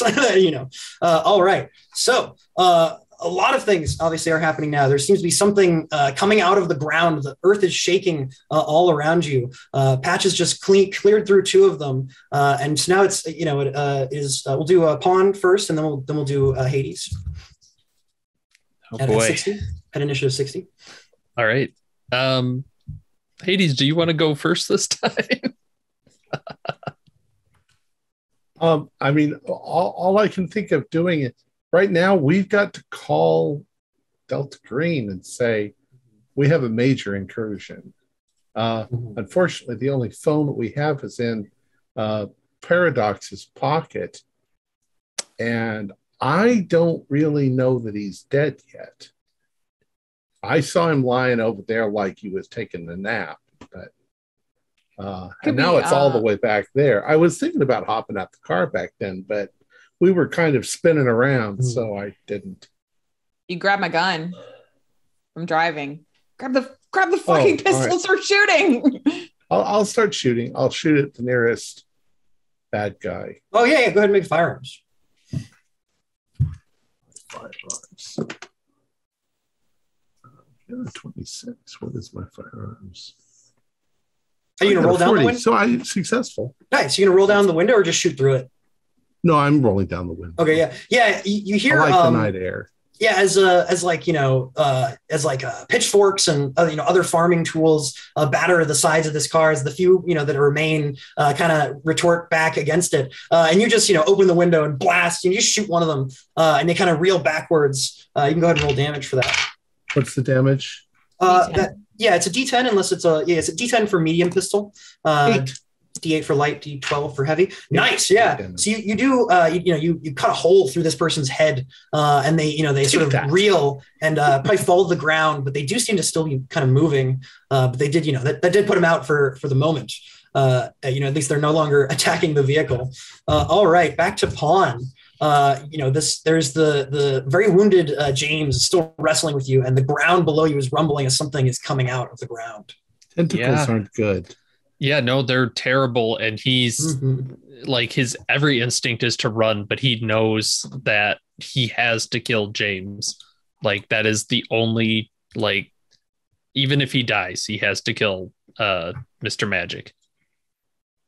So he's taking the bat and trying to get it in there and get another hit. And all right, yeah. He got a 36 out of 70 this time, so there's some room for dodging. And he got with his negative, he got a 51. And so you are successful. Go ahead and roll damage. This is very likely going to kill him. And 4 damage. Yeah. How do you want to do this? How do you describe how you take him out? I think it ends up being just he's talking about something, this creature he summoned, and just the jaw goes under the bat and head snaps back and it's done. Yeah, he's sort of like he's trying to get his knife up to sort of fight you, but like I said, he's wounded, and he's continuing to ramble on. Yeah, that's one of the last things you hear him say is he mentions he can hear the rumbling too, and he's like say hello to one of her 1,000 young, and that's when you hit him with the bat, and the remaining part of his jaw is sent flying as part of it is flung, and there's a bit of a blood splatter. Some of it gets on you as he falls and he dies right there before you. It looked like, like I said, the blunt weapon really did him in from his, it seemed like he had brittle kind of bones from the FBS, the Farnsworth Bell syndrome. And so, however, unfortunately, you do see that this thing is slow, like something is coming up out of the ground, and it will likely surface upon the next turn. All right. And then we go back to some of the remaining enemies. And I think at this rate, actually, we need to roll that. And okay. And okay, so one of them, there is one that's still fighting with you, Parsnip. However, the other one is just like staring over towards the still burning tree, and where that they know that the rumbling is coming from, and they're just sort of kind of like sitting there like frozen, in awe or perhaps reverence as they're looking. However, the other one still has that disgusting smile on his face as he's going to try to pitchfork you. Would you like to dodge or fight back? I'm gonna try to dodge if I can. Okay, that's good because Boris is gonna try to fight back. Okay. Ooh, yeah, the pitchfork goes wide as he tries to get you again. Boris does not go wide. However, how'd you get? I got exactly 30 awesome. To dodge. Yeah, so you even dodge a little bit away from the guy with the pitchfork since he missed you anyway. However, Boris jumps up and again takes another chunk out of this guy's arm. And it's at this point, I'm going to roll for that. Oh, okay. Yeah, at that point, this guy, he kind of is sort of fed up with this. And he's going to also make a break for, seemingly back towards the apartments. And so he starts running. He drops the pitchfork, and looks like Boris chases after him a little bit, but then sort of looks back at you. And so the other one, seemingly is going somewhere else that isn't with this dog who has now bit him twice. And so then there's also some more that batter, they try to chase after the vehicle and batter that. And it seems like James is obviously dead. And so that takes care of that. And so there's just the matter of the creature that's being, that is, separating the ground to surface. All right. So Parsnip is actually now your proper turn as we end the round. And so what did you want to do now that this person is fleeing? I think given the situation and the fact that I'm not being attacked at the moment, I think it's time to kind of back away actually and see if I can, because this is not going well at all. No, so I'm going to try to be the lone survivor that calls Delta Green and says, you guys need to come clean this up. Yeah, I mean, there is actually an opportunity. You could grab the phone from, the burner phone from Paradox's corpse if you'd like. Yes. It seems like the one with the chainsaw is, I think, he's running after the car after he got, the round with the chainsaw got run over. The guy with the shotgun is running towards the car, making shots at it because he is going after the, presumably BB. And so, so you are easily able to run over. Do you want to just get the phone or you want to try to drag his body out of here? Yeah, I might as well be the good guy and try to get Paradox out. Sure. Yeah, just for fun. Why don't you give me a strength as you start pulling, are you going to army? Yeah. So you maybe army carry him, or did you want to what were you thinking? Well, with this role, yeah, I'll definitely Or army carry. army, yeah, sort of fireman's army, carry. Yeah, fireman's carry. I say army because they also do it. Yeah, so yeah, very much like a soldier. No man left behind. You take Paradox's corpse and you throw him up there so you can get a proper burial, or at least Delta Green can take a look at both, whatever. So you get him up on your shoulder and you are able to sort of abscond over into the cornfields and sort of make your way back, towards the road, presumably so you can regroup with the others. But you are sort of making your way to safety. And as you glance back, do you glance back is the question. Parsnip. Sure. All right. So everyone, you all see the ground continues to rumble and shake as something cracks its way through forcibly from under the tree. And actually you see the burning tree topples over, actually, as this strange creature comes through. And you see this horrid abomination of tentacles and black, almost dripping flesh. And this is what prompts you all to make a sanity roll versus the unnatural, of course. And so this thing, it's almost, as you look at it, your eyes don't quite make sense of things. It kind of, there's almost this blur as like the little bits kind of blend together and you're not quite sure where one tentacle starts or where the other ends or where the hoof begins and where the joint ends. It's all, strange in ways your brain can't process. And this thing begins hulking through and it looks like it hasn't spotted Pawn at the moment, but we'll see how the sanity rolls go for that. Yeah, so I passed. Pass 2. I failed.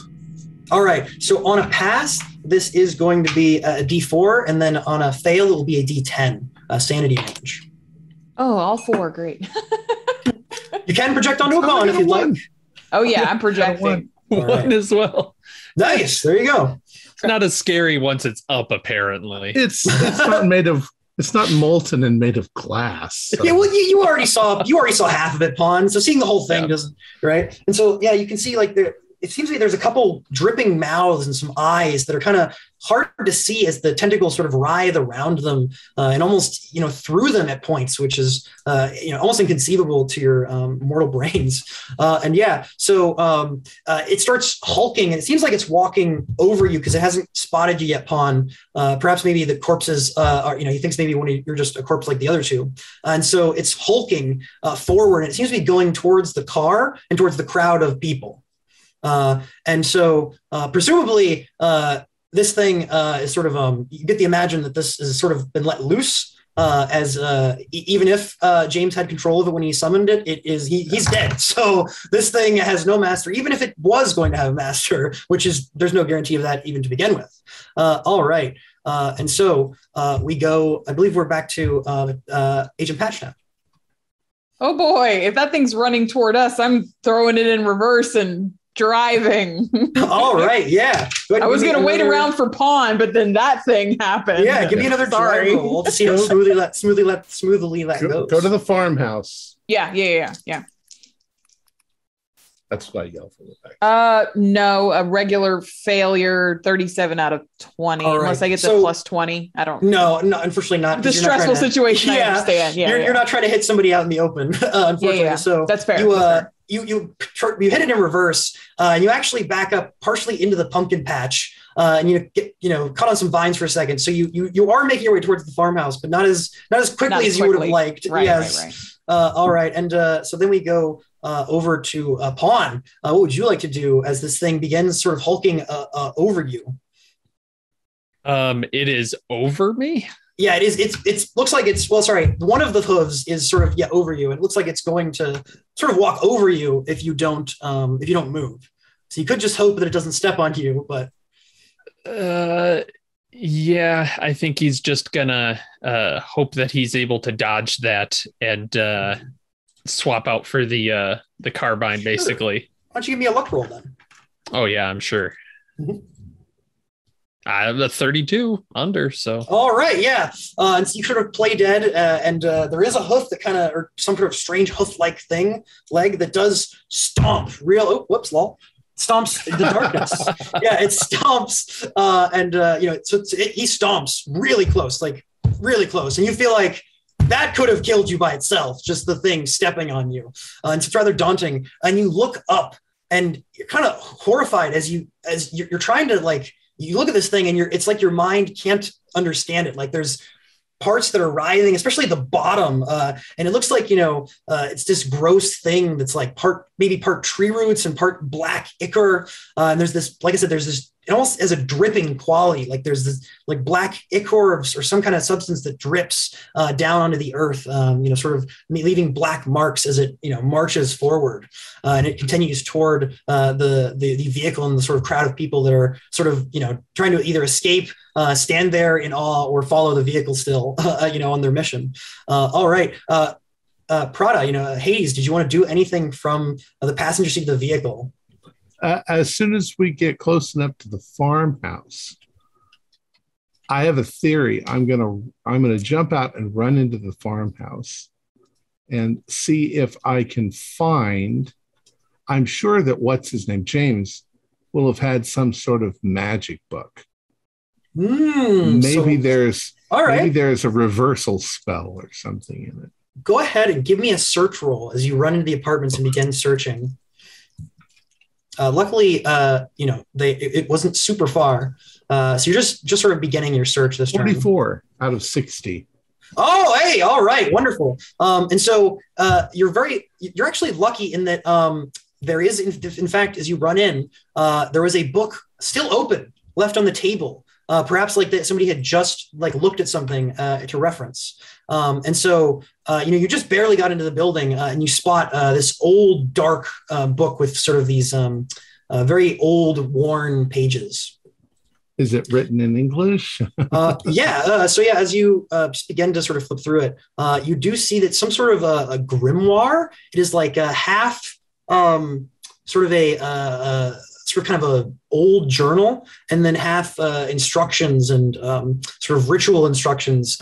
You think actually that the very beginning starts in one hand, rather nice, and then almost all of it following that short bit is a more, less, less nicer handwriting, which might imply either, a change of handwriting or two people worked on this. But you gather from the, you flip to one page and it's, kind of from the perspective that it seems to be, telling a tale. This seems like it might be James, like James's journal or some sort of a, grimoire that he used. And so obviously you can take a, when you have more time, you can get a better look and, kind of read more of what's in there. However, there is a lot of things going on. And so we now, was that? What I'm going to do is I'm going to quickly flip through it, however big it is. And I'm looking for any kind of depiction of that thing out there, because that might be the page that says, this is how you send it back. Sure. Yeah. You do, you flip through and you do spot a page with some sort of a like crude drawing of what you found. And so we will get back to that. Yeah. So I believe now we go back to Parsnip. Yeah. If I see the vehicle pull up, I would like to run with Paradox as quickly as I can to get into the car. Sure. Yeah, you're kind of in the cornfields, so you can kind of run over to the car. The car, you kind of run back onto the farm a little bit. It's sort of by the equipment shed now. Kind of like just got out of the pumpkin patch and it's trying to make its way out of here. There is this hulking thing that seems to be following it just because it seems to be the most populated. The most people are centered around the car. There's a few still chasing it even. Yeah. But you're able to sort of get in and sort of luckily they're kind of distracted by the creature. Okay. I'm going to have Patch pop the trunk so I can put Paradox unceremoniously into the trunk. Yeah, so I like that you kind of just very quickly, when one of the pitchfork guys that's following the car, kind of turns back at this strange creature and sort of, stares at it for a moment. The trunk flings open, knocking another one back, and you sort of like jump in. You throw the body in there, jump after, and pull the trunk closed down. On both of you. All right, and so the creature advances, and it actually it crushes a few. Of the farmers. Like seems like one kind of runs up to it and it's kind of like maybe like like proselytizing in front of it, kind of like, almost like it's like bowing or just like, trying to like, talk to this thing and, like say that it wants to serve. However, the rest are, horrified. Some are horrified. One is still standing there just staring at it. And so that's, kind of the grim image you see is that like there are these two, one's just standing there. The other one's like almost like starting to sort of bow or kneel. And this thing just like it's cuts a swath through them with one of these strange tentacle like ligaments, almost like bits have sort of these barbs or thorns, and they just clear through two of them like it's nothing. And it continues towards the vehicle. All right. And so I believe that brings us back up again to Patch. All right. I think I'm thinking BB might have something to do with all this since it's following the vehicle, and I consider her kind of a loose end anyway, so she's got to go. Oh, okay. So what is your plan with BB? All I have I actually have a knife as well.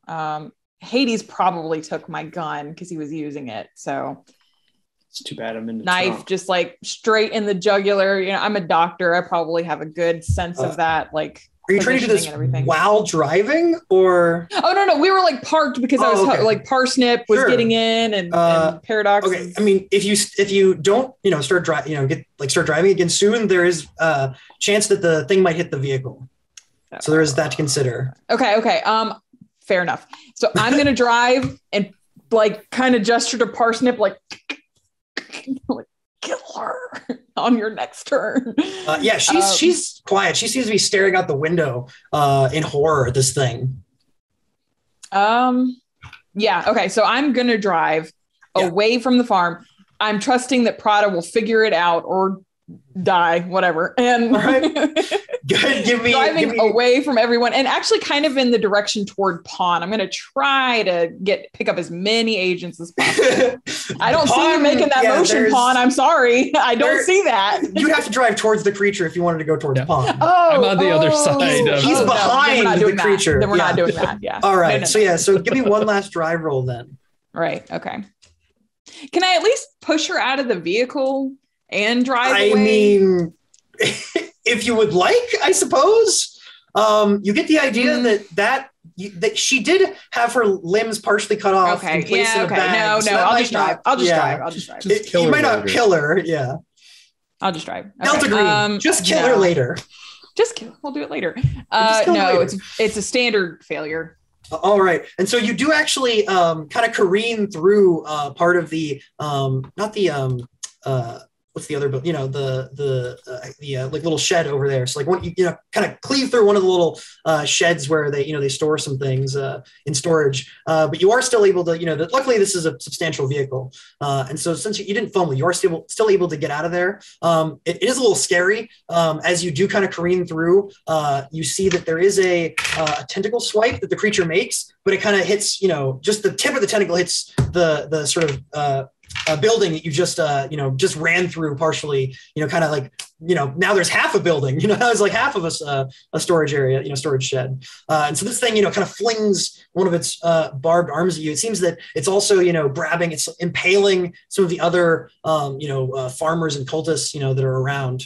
And it is, sort of wreaking havoc upon this farm. Meanwhile, though, Hades. So yeah, you look and you do find, it seems like he had specific instructions in this grimoire here. And around the picture, the sort of sketch, you find basically it talks about there is basically a spell that you imagine he used. And it was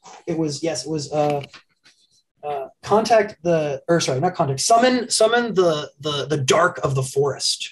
Darke, and it sort of mentions like, referring to this thing as the dark of the forest. And it seems like basically it involved extensive ritual. Several sacrifices were made on several nights, a number of them under the light of the full moon.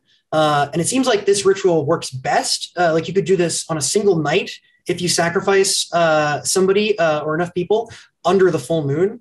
So it seems like it took quite a deal of sacrifices for him to summon this thing not under the full moon. And so that's probably why you saw, a number of indications of sacrifices and corpses from previous sacrifices as well. You do, however, think that you could perhaps try and dismiss this being, but it seems like this is sort of a it would be, obviously take a lot of willpower and might to sort of, counteract the magic of several sacrifices. What is my willpower? 12? I guess that's... Oh, you have willpower points, which is your power. It's your power score, not times 5.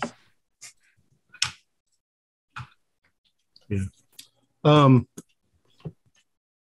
What's involved? Is it another blood sacrifice, or is it just a spell to set, just an incantation? It looks like you would have to say an incantation, and it looks like you imagine you sort of have to do sort of almost like a symbolic opposite to sort of do a negative version of the spell. So it seems like you get the idea that if you plant a tree, and say, speak a sort of this incantation in the book, perhaps even sort of a reverse of that incantation that was used to summon it, then by giving life instead of taking it, you could reverse the ritual and try to cast whatever it was back into the earth or from wherever it came from. So if I plant an apple, the seeds inside of it, I wonder if that would work the same way. Yeah, I mean, seeds of an apple, that's planting a plant, Maybe that's where all of the trees came from. All right. So I'm sure there's probably an apple in the room. Yeah, I mean, there is a thing of apples like in the kitchen area. Apples in the orchard too. So, what I'm going to do is I'm going to grab the book. Okay. And I'm going to go to the front door of the thing and peek out and see where most of the action is going on. And then run where most of the action is not going on. All right. And go into the orchard and plant the apple and say the magic spell. All right. Yeah. It seems like most of the action is actually taking place to the left of the the sort of center of the map and the farm, over by the farmhouse and the equipment shed. The monster is sort of chased after the vehicle and is now sort of wreaking its wrath upon all the buildings and the people that are still around there. There were a few that were running towards the tree, but it seems like they have since run off or been killed or grabbed by this thing or standing there in awe. And so it seems like the right side of the farm and the back actually are now not a lot's going on. So I'm going back there where nobody's looking. All right. Yeah.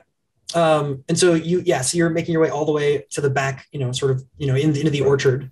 All right. And that brings us over to Pawn, who might actually see you on the way if he so desires. It is kind of crazy and all the chaos. But yeah, you're down there and you see that the knife kind of that he had is sort of on the ground. So is the big heavy pistol, his hand cannon.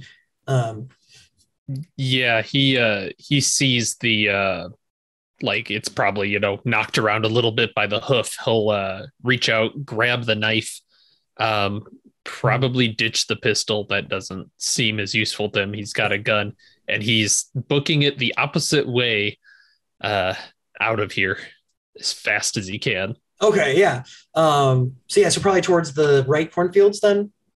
Kind of a southeast direction. Basically, whatever the opposite of the way it's heading.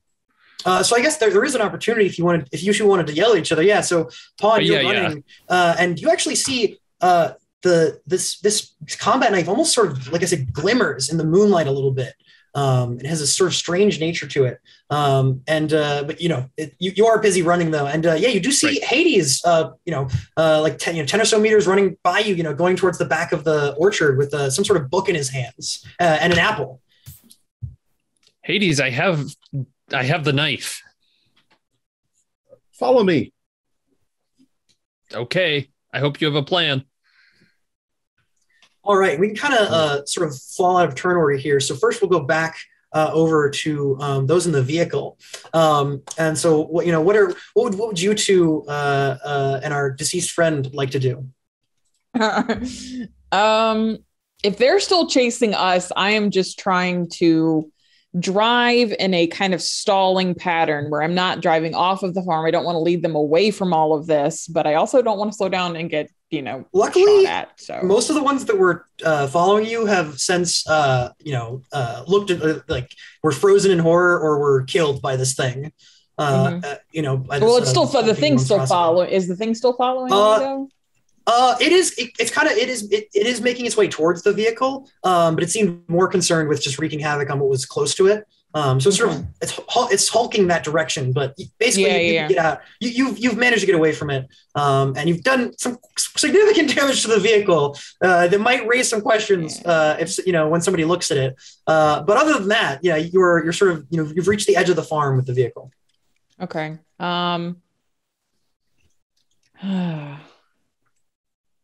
I guess if it's not following, I'll try to position it so that I can Pawn and Prada have a quick exit, so we can all just get out of here as soon as they're finished doing whatever it is they're doing. All right. Yeah. And so like I said, you're able to make it. You hit the road, which is a welcome sight to see after all that has happened. All right, Parsnip, is there anything you want to do in the back with our dear Paradox? May he rest in peace. I'm just hanging out in the trunk with Paradox. Is this something that? Is there any way to? At this point, there's nobody to call actually in an emergency like this. Would there? Well, there is you have the number for the handler. Or just the number you were given to call when you needed to report something in that was significant, or to call it that the mission's over, or op's over, op succeeded, or op failed. Yeah, this does kind of feel significant. Yeah. I'm alive at the moment, and so yeah, I better place a phone call and at least give a status update as to what's going on at the moment. Yeah, and so it rings. Only maybe 1.5 times, and then there's somebody that picks up the phone, this sort of a deep voice, and say, "This is Boris." Yeah, this is Parsnip, and we're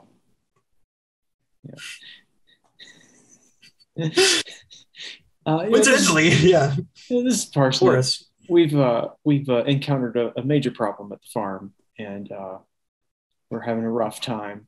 So we go ahead. Yeah, we've kind of released something that's out of the ground. It's major, and we wanted to call and let you know. We're talking about a vector, and a vector is on the loose. Yes. Well, how significant? Can you take care of it with your team? We're trying. We just wanted to call just before we potentially died to let you know that something's might need cleaned up. Well, good work. I'm glad to hear that your investigation wasn't for waste. Good luck out there, P-Cell. Yeah. Oh, thank you very much. Yeah. Well, yes. I will say, if you survive, we might be able to hook you up with a green box if you want to, if you want to try to take care of it yourself. Otherwise, call us and we can we'll see who we have in the Air Force. All right, keep us updated. That would be lovely. Thank you. Bye. It went well. Right? It's like calling your dad. It's like, oh, how's it going? So how bad is it? Well, yeah, it's like when you told me never to do this because I'll flood my kitchen. Yeah. All right.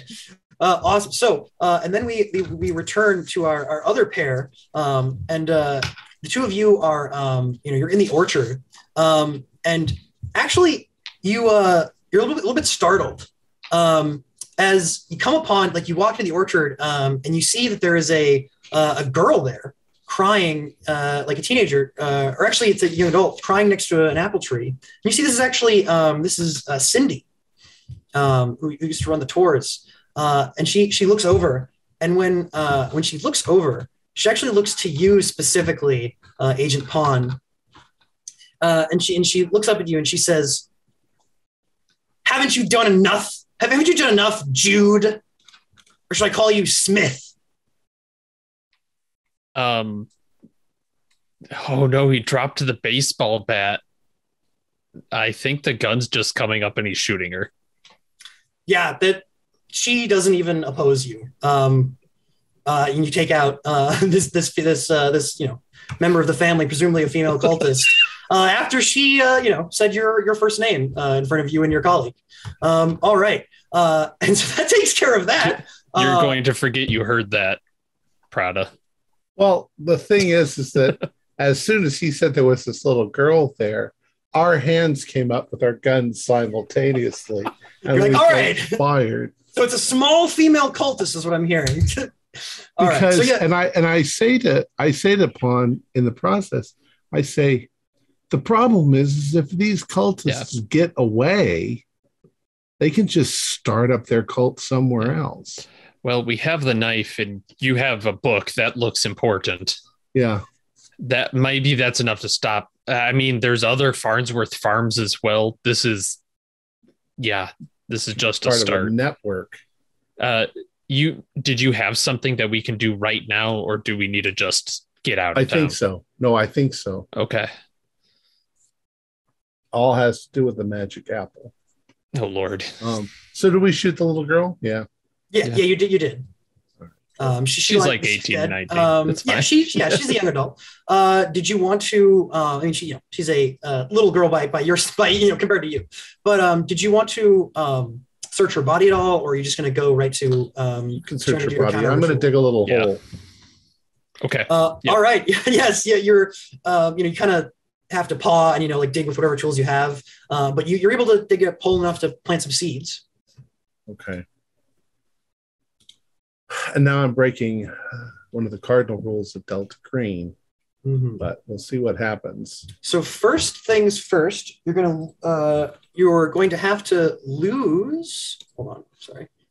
Up here, you have to lose. There it is, the chart. You're going to have to, unfortunately. So you're going to roll me a D6.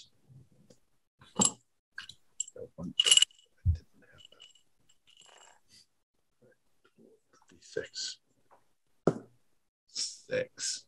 So you're going to take 6 sanity damage as you figure out this counter spell or counter ritual, this counter hypergeometry. But you also get to add 6 to your natural score.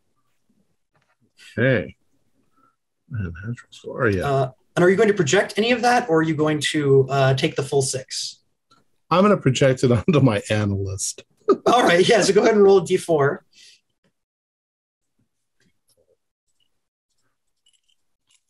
My goodness. He thinks I'm crazy already. 4. All right, yeah. So take off 4 from your bond with your analyst, take 4 of your willpower points away, and then you take 2 regular sanity damage, and like I said, add 6 to your unnatural as you're looking. And yeah, you're going to have to like I said, you're going to have to bury the seeds and then say a sort of a reverse version of this strange chanting of some kind that is described here. There's also some gestures and different things to sort of add to it, but those are the important components you found. I tell Pond to stand back because this might actually call that thing over here. I have a funny feeling he's going to come here and then replant himself. Well, here I'll throw the body near where you planted that, and maybe it'll take care of that. Yeah, good luck. All right, so I'm going to start. Hopefully, you said it's. What language is it in? Just some bizarre. It seems like partially it's in English that doesn't seem to make sense. It's weird archaic terms like like I said summoning harnessing the dark of the forest and so it's tapping like into the black goat of the woods and things like that. And there are some, like I said, sort of weird words. Yeah, But like I just read them backwards. I read them backwards. Yeah, so wonderful. Do you want the knife, by the way? Did you think the knife would help? I'll hold the knife. Yeah. Which does glimmer in the moon a little bit. Okay, so you're gonna have to do a ritual activation roll. So this is a fun, interesting part of Delta Green. So this is actually what is 99 minus your current sanity? 99 minus 57. So that would be 42. So 42. And I will go ahead, given you have both the book and the knife, and you sort of know what you're doing a little bit. You've read it. You're not just trying to do this on the spot. You can get a plus 20 for having components to that. So you were going to roll a D100, and you're trying to get under a 62. Come on, I don't want to lose my brains. I got an 07. Hey, all right. So you were going to have to give up. Let me see here. Just double check. Exact cost. There it is. So it will be, it's going to cost 1 sanity point. And a D4 willpower points. D4 willpower. 2. So you take 2 willpower points away. You take 1 sanity damage, and you actually have to take 1 point of physical damage as well, because it actually requires what really makes this work is that you cut your hand and drip some blood onto the apple seeds that you've planted. Okay. And with that, a quick question. Yeah, go ahead. When you say I take 2 of my willpower points away, right. And I've got 12, correct? Right. Not so you 60. took. Yes, that's correct. It is the not times 5. Your small power. Right. So I had 12. I have 10 now. Well, you also spent 4 when you projected. I'm sorry. Say that again. So willpower points are used for magic. They're also used for projecting, as opposed to magic points. So you did take 4 from when you projected onto your analyst. So you currently have 6.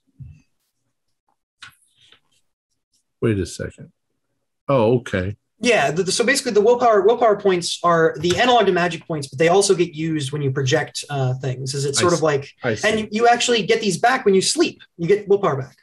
It's a cool system. Okay. But yeah, anyway, so yes, you feel like whatever you did, it seems to have worked, because as the blood, as the makes contact with your skin and the blood drips down, again, it's sort of that you can especially see that glow as it sort of shines almost ethereally for a moment with the moonlight. And then you can feel as the ground sort of slowly starts to rumble again, and it kind of cracks again. And you feel as this strange, dark sort of a mass of tentacles that's akin to maybe like a hand, or these tentacly root type thing. It reaches out from where the tree was, and this thing is grabbed and pulled forcibly back down, seemingly into the ground, or it goes under the tree and then maybe it disappears. You're not quite sure where exactly it goes, but it is pulled back to where under the tree was. And strangely enough, the tree is in fact, it's pulled by the roots back up from where it had fallen, and it's still burning somewhat. In fact, part of the left side of the orchard is burning, some of the other trees as well, but it is now back erect where it was burning, and the dirt sort of is now settling around that. And seemingly you have somehow cast this thing back from wherever it came. Now we got to get out of here. That is true, because there's a fire going on, and there's a couple of the cultists who are kind of slowly. They're like, they were standing there frozen, but this thing has been called back, and so now they're looking around, sort of horrified and unsure of what has just happened. So we're going to go in the opposite direction of where they are, right? And work our way probably onto some other farm. And steal a car. Yeah. And go. Yeah, and all go right. and go and go. Yeah. So yeah, you're all able to you all unfortunately, other than our fallen friend, managed to escape, and so you can all meet back up if you so desire. At some point. Yeah, I mean, so yeah, well, I guess we'll say you're back at maybe the hotel room that you got before, the motel room, just maybe even as a place just to meet up in the parking lot, and you all, you can regroup. What do you say to each other as you regroup? So I leave BB in the car, but when we regroup, she's got to go. She has to. She's got to go. But we also need to figure out, or at least maybe Delta Green can deal with it. We got to exterminate all those people. Yeah. Because they're part of something that's... Yeah. Just because James is dead doesn't mean that they're not going to continue. Yeah, we need to get another team out here now and to the other Farnsworth farms. We can't. Yeah. We need to get rid of BB's research. Mm-hmm. Maybe we have her use the computer, log in, get rid of it, and then she goes. I take it Paradox didn't make it. No. Like him.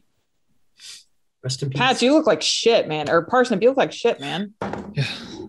I hurt a lot. I'll fix you up. That could have went better. Yeah. We need to disappear for a while. Yeah. Yes. I agree. What's worse, they know who we are, potentially. What do you mean? No. I mean, they've seen our faces, whatever. Oh, sorry. Did you loot the body? I actually forgot about that. Yeah. You did. So yeah, you found a piece of paper on your pocket, and it has written down Judd Doyle, quote unquote, Agent Smith. So it seems like they did get they actually have that. There's also your address. Basically, the information that you had on your driver's license is on this piece of paper. Somehow, impossibly, ended up in your other pocket. Yeah. Okay. Somebody messed with me and I didn't even know it. I don't know. That's dangerous. Not only is it dangerous, I don't know who did it when. All of us were alone more or less at some point. Yeah, but you didn't have any identification on you. My wallet had some FBI, whatnot. You brought your wallet. Oh. Apparently, yes. Unwisely. Either that or they got the information on your driver's license somehow. You need to go underground for a while. We need to tell Delta Green everything that happened, and then Well, Hades, yes. Have you while you were in the car, did you flip through the book anymore, or do you want to just leave that shut for now? No, I was going to make a photocopy of it. And then give it to All right, yeah. As you're looking through, so you have learned the reverse of one of these spells, and you feel like you could actually learn more. And as you're looking through, it seems like there's, like I said, a number of different things. It's kind of like a journal mixed with a grimoire. But you're pretty sure there's also, rituals or spells for other forms of, other hypergeometric, rituals. And you find that you're pretty sure the spells Bless Blade, Bless Crops, Cloud Memory, and Summon Dark Young are all in this grimoire. All right. I am unfortunately insatiably curious about magic, which means that somebody's going to put a bullet in my head eventually. We'll see. If they get you.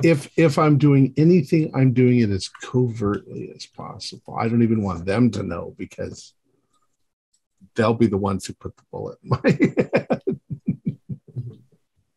But yeah, I can't help it. I'm weak in that manner.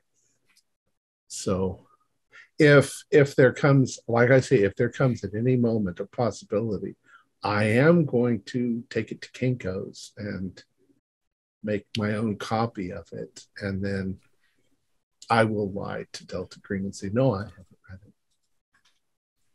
Oh dear. All right. Well, yeah. And so back to where we were, in the moment. So did you want to mention anything about what you read? When Pon talks about, how they knew? Okay. Oh. Well, I might say that it's possibly that they clouded your mind. Took stuff from you. It could have that's done terrible it for all of us. Yeah, I think it would be best if we all went underground for a bit and Lay it low. Watch your back. They got to send out hunting squads to get all those people. Parsnip, they said they'd set up a green box for us. We can drop off Paradox and BB. Let Delta Green deal with them how they want. Yeah, they said they'd do that for us, so that's good. Yeah, right. I say we just let them know we're dropping off Paradox. They'll take care of his body, and BB. I don't know if they're going to want her for research or if they just want her dead, but whatever. It's not my problem. I think it's a mercy to kill her. We have to get her research, though. If Delta Green researches her. Okay, so take her to her house, have her log into her stuff, wipe all of her research, take care of her. I take it the dog didn't make it either?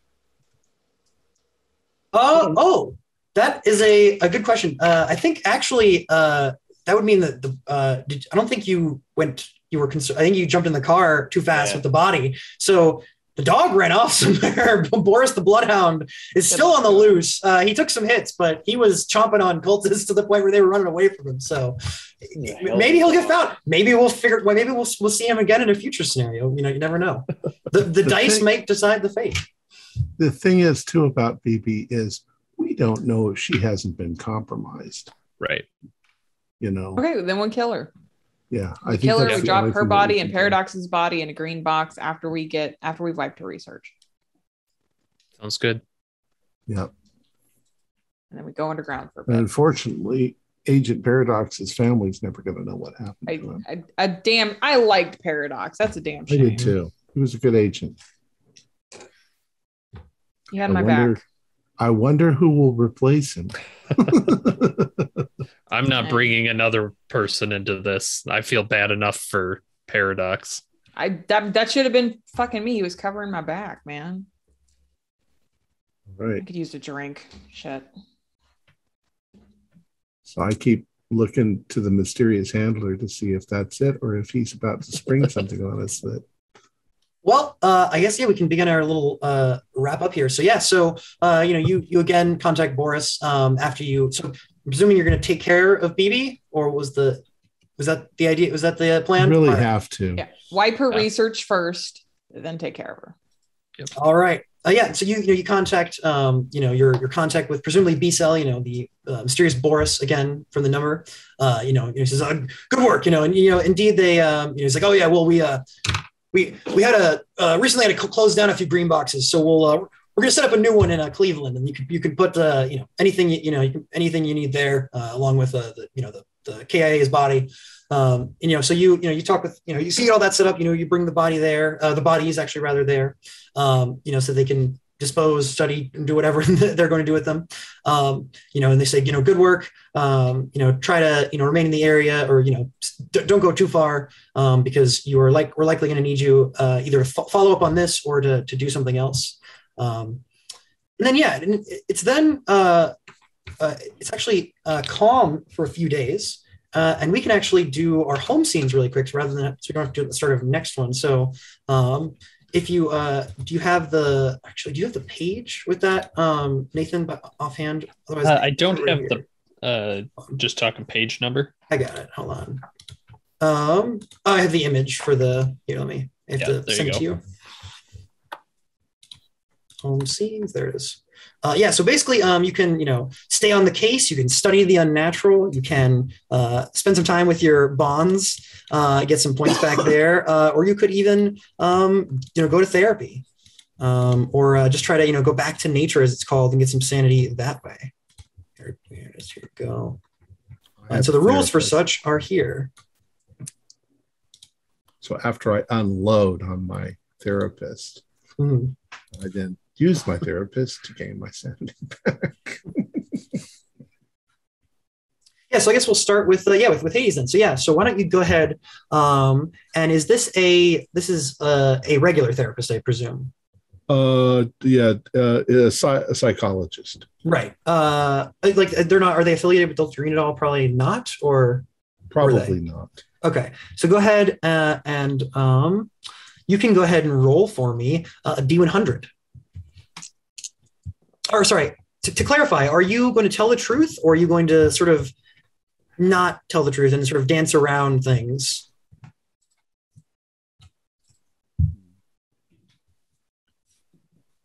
You'll get more sanity back if you tell the truth, but there might be consequences. Well, what if I lead the doctor to believe that I have a bizarre fantasy world, and I tell him the truth, but in a way that he won't believe that it is the truth? Okay, why don't you give me... He might think I'm even crazier then. Give me two D100 rolls then.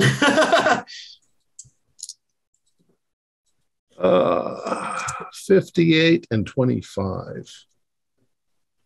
Okay, so you do so, and unfortunately, it seems like maybe it's the fact that you had to sort of, convince him that's part of some sort of weird fantasy that you had.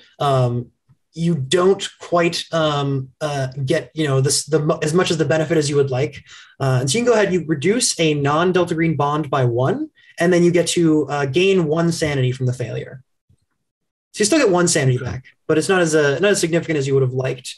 And then so that is our product. So yeah, so you have a nice conversation with your therapist. Then we'll go to Patch. I'll take a little bit of time back home with my partner, my mom. Mm-hmm. But I kind of want to indulge in one of my motivations. So I'm not sure if this is like kind of allowed, because it's kind of skirting around a little bit. One of my motivations is to protect my team. And I feel very personally hit by Paradox's loss, because he was covering me. So it feels like it could have been one or the other of us that ended up going down. So I know that I can never reveal to Paradox's family. I don't even know his family, so they're never going to know what happens, but something like some private goodbye, like having a drink in his honor, or attending like a religious, like a church service, and just like, saying a little something, thinking a little something in Paradox's memory, to kind of indulge in that. Like, I failed a member of my team, and that makes me feel bad, but I'm hoping to at least do a little bit of justice to his memory. Okay, so would this be indulge a personal motivation, or? Yeah, I guess like my motivation is really protect my team, so it doesn't feel necessarily like it's indulging it, because I don't know if that works. No, you're fine. That you can still do this option. So yeah, go ahead and do a sanity roll. Okay.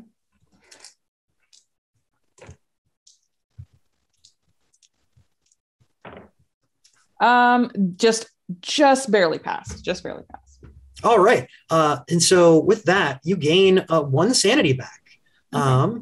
And I'll say that since this kind of was part of your job description, I'll say that you don't have to remove a point from a bond either, given this, because you didn't get as much sand back as if you'd gone back to nature or went to therapy. So we'll at least give you that, since it made sense within your job description. Awesome. And then Parsnip. Yeah, the whole thing has really, really shook Parsnip up badly. And, he's wounded, so he's really not going to do anything. And I'm sure you remember, but I will remind you and our listeners that Hades is not the only one that made off with a tome. Yeah. So I'm really not going to do anything strenuous. I'm going to rest up and relax and whatnot. And so I do still have the tome, and so I think I'm just going to hang out at the house and do a bit of light reading. Okay, so you're going to study the unnatural. Might as well. All right, so go ahead and you are going to have to roll a d4 and reduce one of your bonds by that, because you spend a lot of time just relaxing and reading over this book rather than engaging with your bonds that you've been apart from. Okay. Oh, geez, I rolled a 3. Okay, so you do unfortunately lose 3 from one of your bonds. However, yes, you read up on this tome and study some of the spells inside, and I will direct message you, and you will have some, we'll add some stuff to your character sheet before the next opera. Right. Wonderful, because this is the one where it's like depends on the source. So it's like this is the actual one where the effects are a little more. We talk it out and explain what happens, and then the others will find out or they won't next time. And then of course there is a sort of like quiet memorial for what was your real name? Wasn't Stephen Chen? Your real name was, where did I have your sheet?